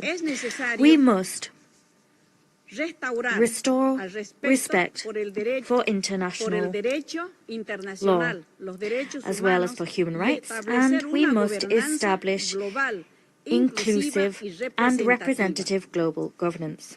The use of the veto by the United States to protect Israel's impunity in the case of genocide in Palestine against collective will is a demonstration that the Security Council does not champion the interests of the majority of the world's peoples. We are fighting to shore up the transition towards a multipolar world and towards effective multilateralism. Politically speaking, it is neither proper nor acceptable if we are to strengthen international relations that 5 countries determine the fate of humankind as a whole, while at the same time the global south simply looks on from the sidelines. The veto must disappear. States that violate human rights and international law must be suspended from the Security Council. Any increase in the membership of the Security Council must take account of geographical variables as well as climate variables and bear in mind global challenges. We must all listen to each other and we must all be represented. Mr. President, the journey towards a multipolar world is one in which the BRICS have emerged as a real alternative to the prevailing economic and financial order. Bolivia has opted to strengthen the new development bank of the BRICS to finance our growth, free of the constraints of traditional financial institutions. Mr. President, the defense of human rights must be universal, effective and impartial. The time has come for this Council to demand that Israel halt its genocidal acts and the forced displacement of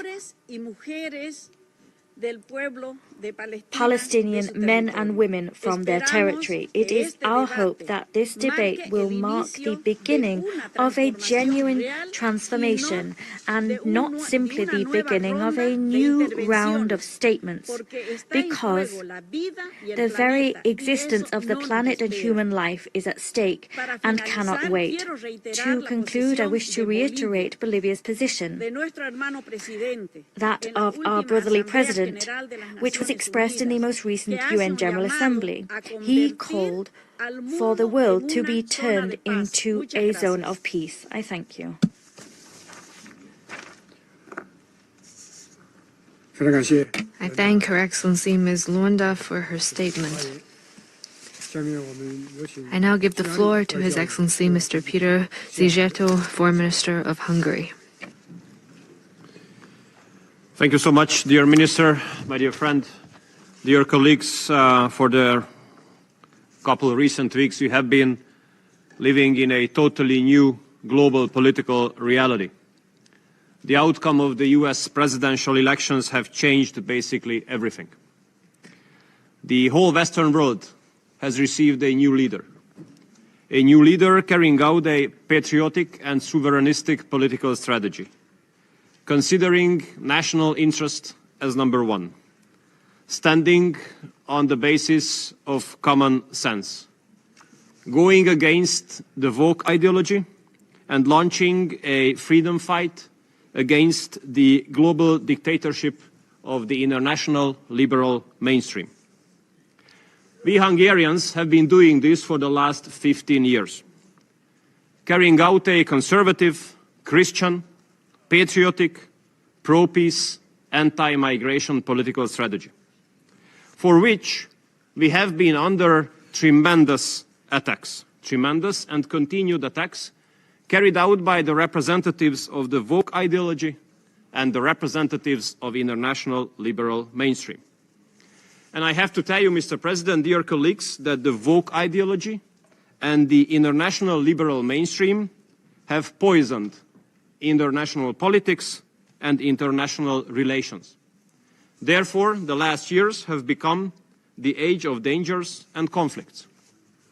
Huge amount of money, multiple tens of billions of dollars have been invested into campaigns, blackmailing and insulting patriotic governments all around the world, interfering into domestic political procedures and elections. international politics have been totally lacking mutual respect. What we had instead? Stigmatization, lecturing, and blackmailing. And we Hungarians have suffered a lot of all these phenomena. Therefore, we welcome the recent changes. We especially cherish that the financial channels of this political strategy of interfering into domestic issues of other countries have been cut, which makes it possible that mutual respect will return as the basis of international politics. Mr. President, we Hungarians have been living in the neighborhood and the shadow of the war in Ukraine, which has put a lot of challenges ahead of us and caused a lot of harms and losses to our country. And we have to tell you that the international liberal mainstream has fueled this conflict by stigmatizing and attacking all of those who had been speaking in favor of peace. We remember the stigmatization, spies, propagandists, friends of whoever.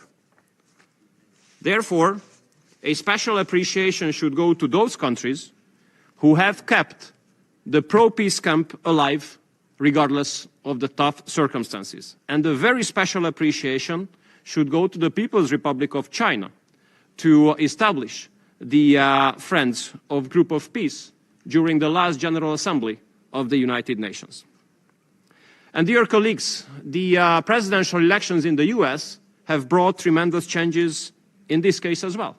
A pro-peace president has been elected.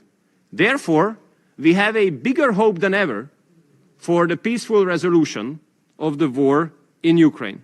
And we welcome that direct, highest possible level meetings have started today between the United States and the Russian Federation. We have been representing this position for 3 years, to keep the channels of communication open, to look for diplomatic solutions, to keep the ties with the Russian Federation. And for this, we had been under tremendous attacks in international politics. We had been saying that there's no solution on the battlefield. You have only dead people, casualties, and destroyment on the battlefield. The only solution comes around the negotiating table. And what is happening now shows that we were right. Although you might say the Hungarians are not right, but the Hungarians will be right for sure. And this has been shown by the recent developments. And I do believe, Mr. President, that the United Nations should adjust itself to this new global political reality. If it is unable to do so, it will lose its significance. We have to be honest to ourselves. During the global dictatorship of international liberal mainstream, United Nations have failed to be the platform for peace. Therefore, the leaders should get out of their comfort zones, out of the ivory tower, and come forward with innovative proposals for reforms. How to eliminate the function overlaps, how to eliminate useless functions, how to cut costs, and how to increase the effectiveness. And we, Hungary, as a home of many branches of UN organizations, hosting, for example, the second largest anti-terror department of this organization, we are ready to take our fair share. So if there's a decision for decentralization or outsourcing activities from New York, we are happy to host more in Hungary. So, Mr. President, let me cherish the efforts of the People's Republic of China to keep the pro-peace camp alive in the recent years. Now we hope that the activities of this camp will come to reality. We wish all the best for the United States and the Russian Federation for the direct negotiations. We hope that today's meeting succeeded well, and we hope for a successful summit sometimes in the near future. A good American-Russian relationship is good news to the world as well. And we, Mr. President, stand ready for the new age of global reality, and we are ready to take our fair share when it comes to making the world a better place again. Thank you so much. I thank His Excellency Mr. Sijarto for his statement. I now give the floor to His Excellency Mr. Abubakar, Minister of Foreign Affairs of Uganda.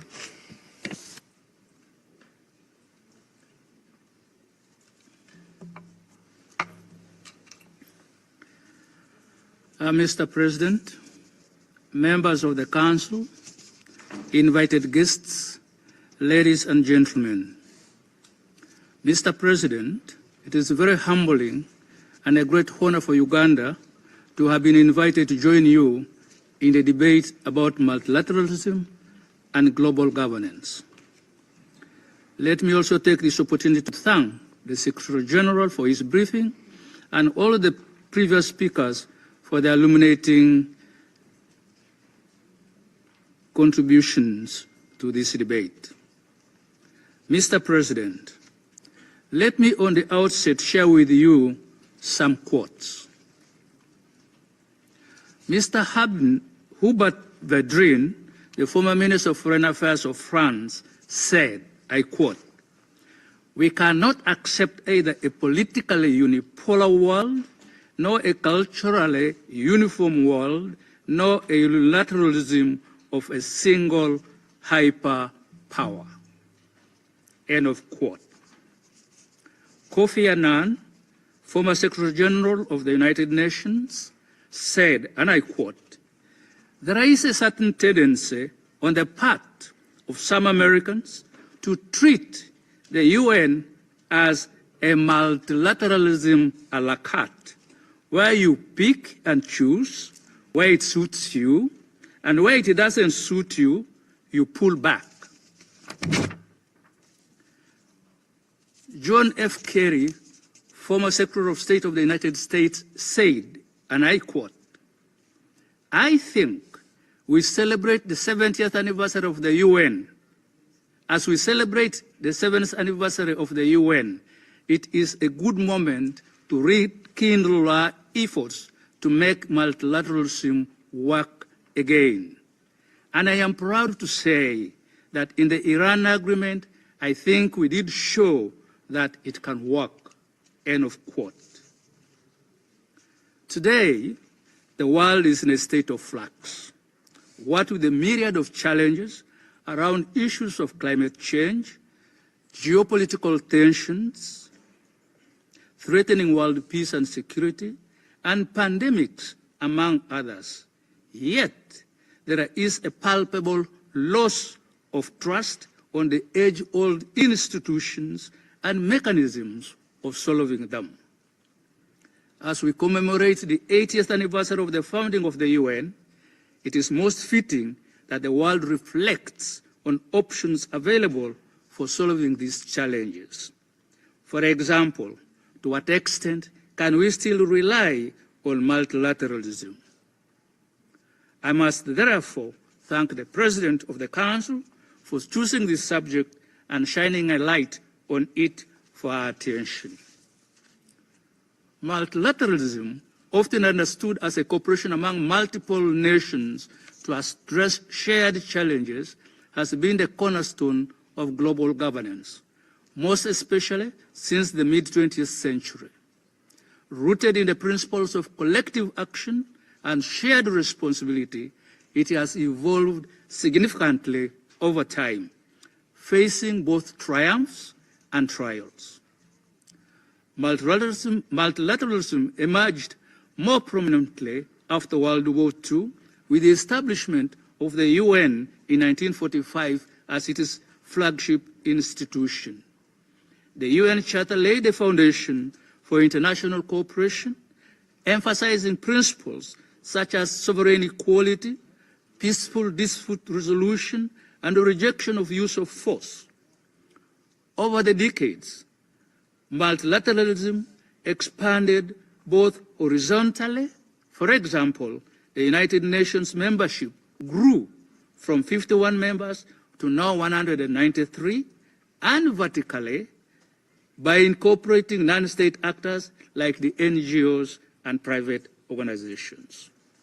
The post-Cold War era saw a surge in multilateral efforts with the rise of global governance frameworks addressing common challenges like trade with the formation of the World Trade Organization, climate change with the signing of Paris Agreement, and public health with the formation of the World Health Organization. In spite of this, it is always important for us to remember that multilateralism has always been work in progress. balancing universal aspirations with the realities of power politics. Despite this apparent achievement, multilateralism continues to face significant challenges, particularly now in the 21st century. These challenges range from structural impediments, rising nationalism and populism, power shifts in the global arena, global crisis, to loss of trust in the system. The UN Security Council veto system and the lack of equitable representation for especially developing countries hinders effective decision-making. Take, for example, the African continent, with a population of now more than 1.4 billion people, having no representation at the permanent seats category. Compare this with Europe, with a population of about 500 million people with 3 permanent seats. We could make the UN Security Council more representative and effective if we considered expanding both the permanent categories and the non-permanent categories, particularly by rectifying the injustices meted out to Africa and granting Africa 2 seats in the permanent category and 3 additional seats in the non-permanent category. Many world leaders have disavowed multilateral agreements, prioritizing unilateral actions instead. For example, when you withdraw from the Paris Climate Change Agreement or from the World Health Organization, you are effectively condemning multilateralism to doom. The 21st century is significantly different from the 20th century. Nations that didn't exist then are members of the UN now. Significant economic progress in a number of countries, particularly in the global south, now means power dynamics have shifted. The shift has major implications. Parallel structures have emerged, and Western domination of institutions is now challenged. The recent outbreak of COVID-19 significantly exposed limitations of the existing multilateral mechanism in coordinating global response. The above scenario have led to polarization and inequality, weakened trust in the multilateral institutions, making collective action more difficult. As John F. Kerry, whom I quoted earlier, did indicate, there is a need to rebuild trust and confidence in the global institutions. The picture I have painted above is rather depressing and fatalistic. However, you could examine ways and options to make multilateralism adapt to contemporary realities and become robust and effective in dealing with existing challenges. I would like to propose that we look at the following. 1, we must endeavor to introduce inclusive reforms. Efforts must be undertaken to modernize the UN, the World Trade Organization, and many other institutions so that they better reflect the current realities. These reforms should better reflect the priorities of the developing countries and ensure geographically diverse representation. 2, we must adopt a multi-stakeholder approach involving NGOs, private actors, and civil society in global governance can foster more flexible and responsive solutions. 3, we should take advantage of technological advances. Digital tools and platforms can enable new forms of collaboration. However, we must remain wary of challenges of interference and data governance issues. 4, initiatives like the UN Foundation's Our Future Agenda are harnessing the energy and creativity of the youth to drive innovative solutions to sustainable development. Such initiatives must be supported.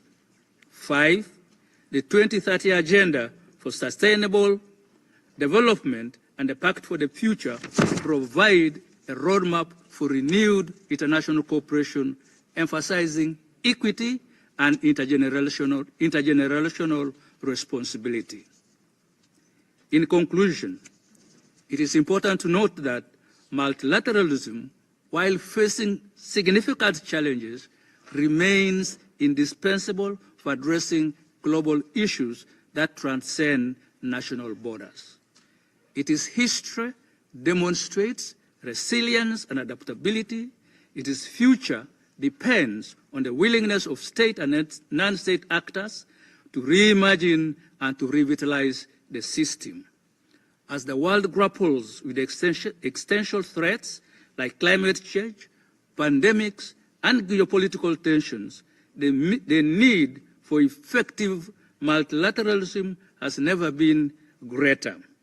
By embracing inclusivity, innovation, and solidarity, humanity can redefine what is possible together. I thank you, Mr. President. I thank you all for listening to me. I thank His Excellency General Abu Bakr for his statement. I now give the floor to Vice Foreign Minister of Saudi Arabia, His Excellency Mr.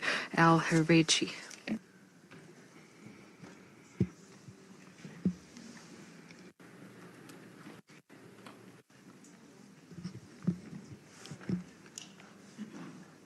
معالي السيد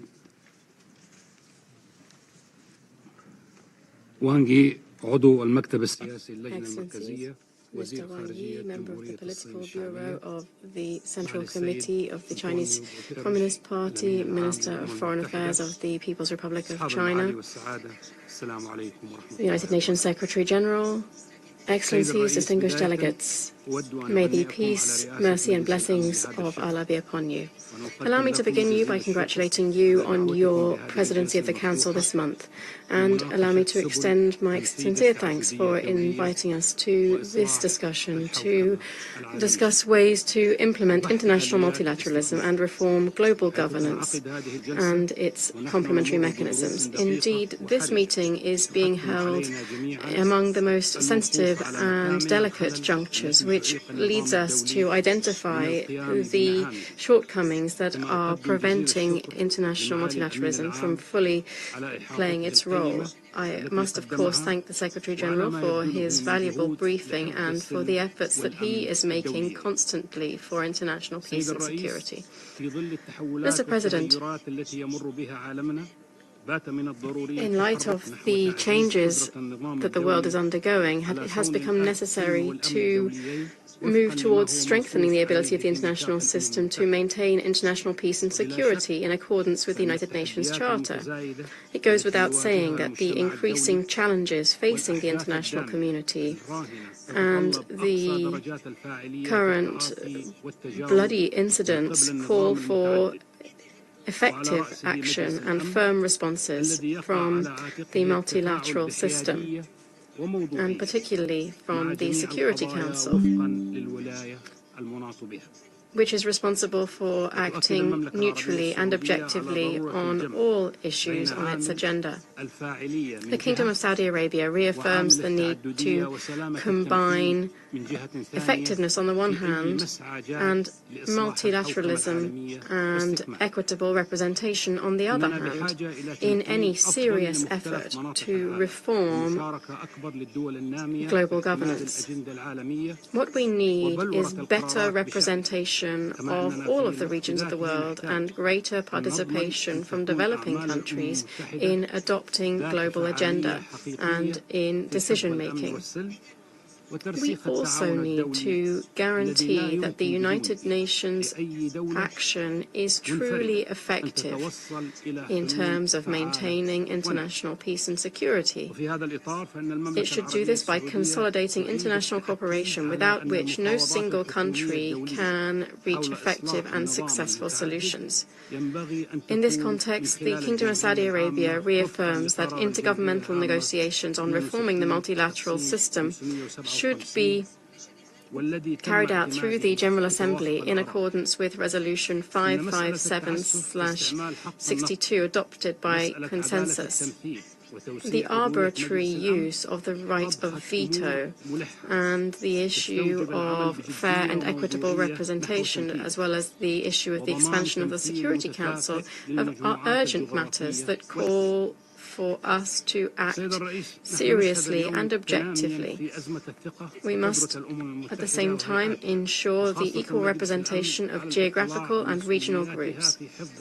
Mr. President, we are currently witnessing an increasing crisis of confidence in the ability of the United Nations and its bodies, in particular the Security Council, to fully carry out their responsibilities in maintaining international peace and security and settle conflicts by peaceful means.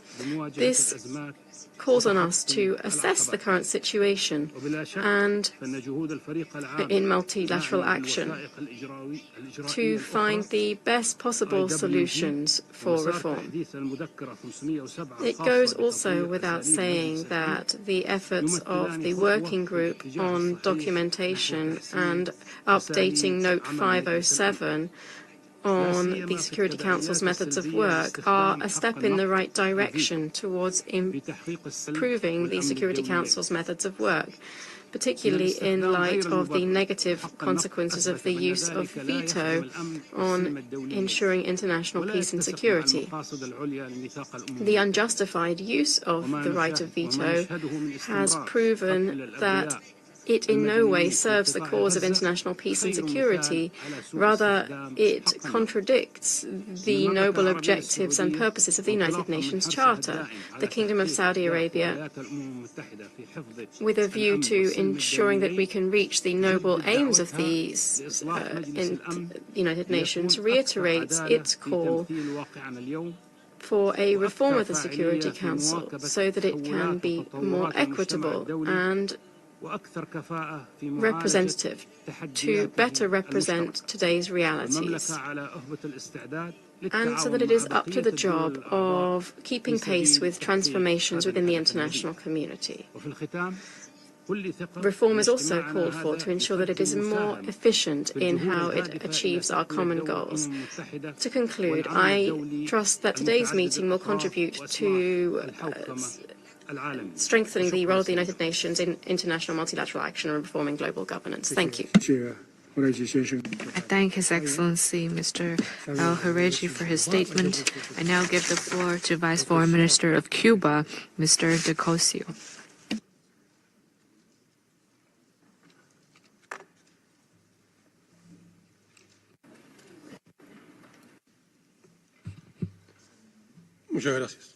Thank you very much. Your Excellency, Mr. Wang Yi, Minister of Foreign Affairs of the People's Republic of China and President of the Security Council.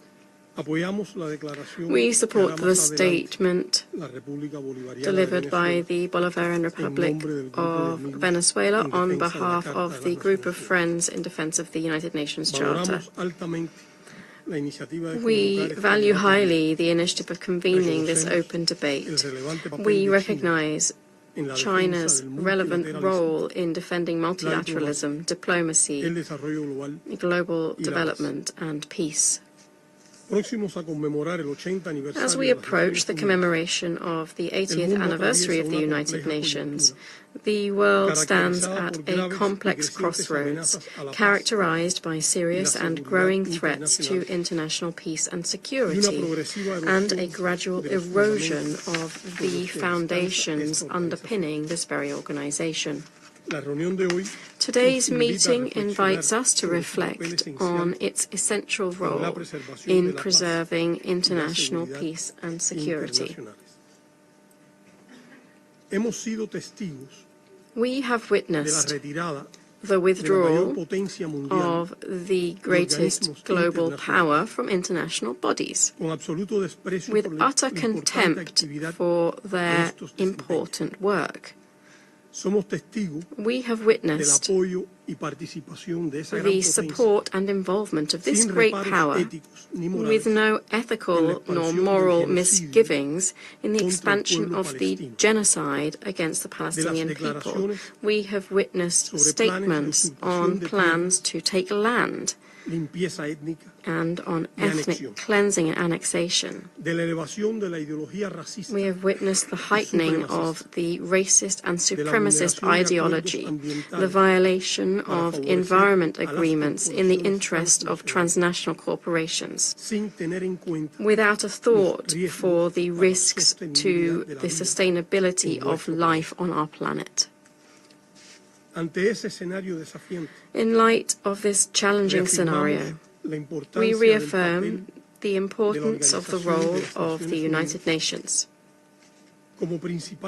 as the main bulwark to tackle global threats and attempts to undermine international cooperation and dialogue. Full respect for the principles and purposes of the UN Charter and the rules of international law, as well as the defense of multilateralism, are all vital in this international scenario, which is becoming increasingly dangerous and complicated, and where the security and well-being of our nations are facing unprecedented challenges. We reiterate the appeal to urgently embark on deep-rooted transformations of this organization to benefit present and future generations. In the same vein, we oppose trends to privatize the organization and to turn it into an instrument to represent the interests of the great powers and great transnational capital. It's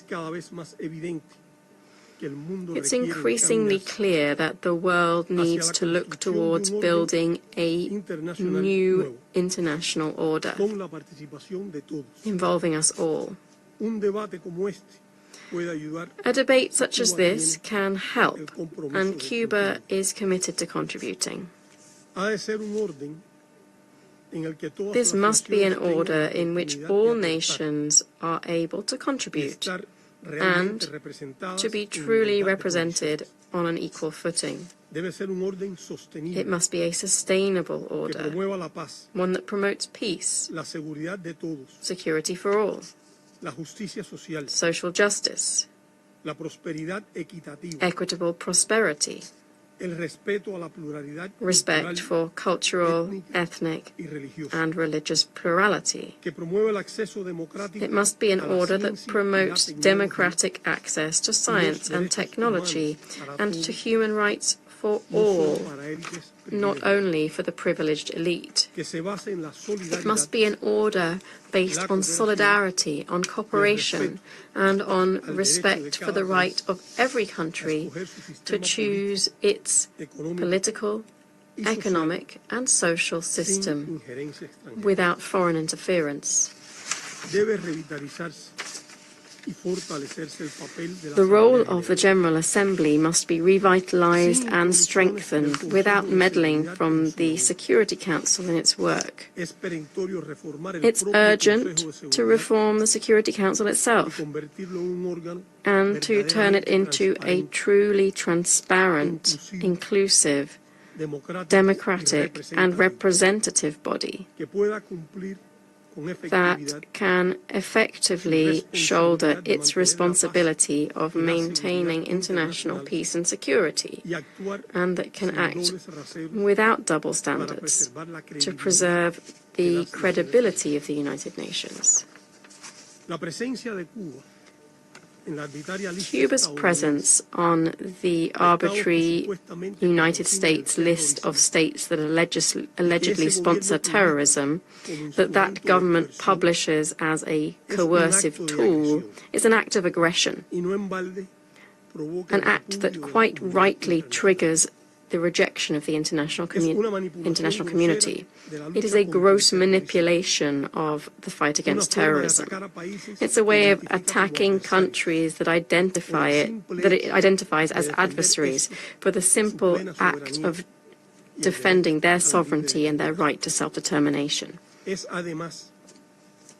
It is further a blatant manifestation of the problems of the current international order. While unilateral coercive economic measures are persistently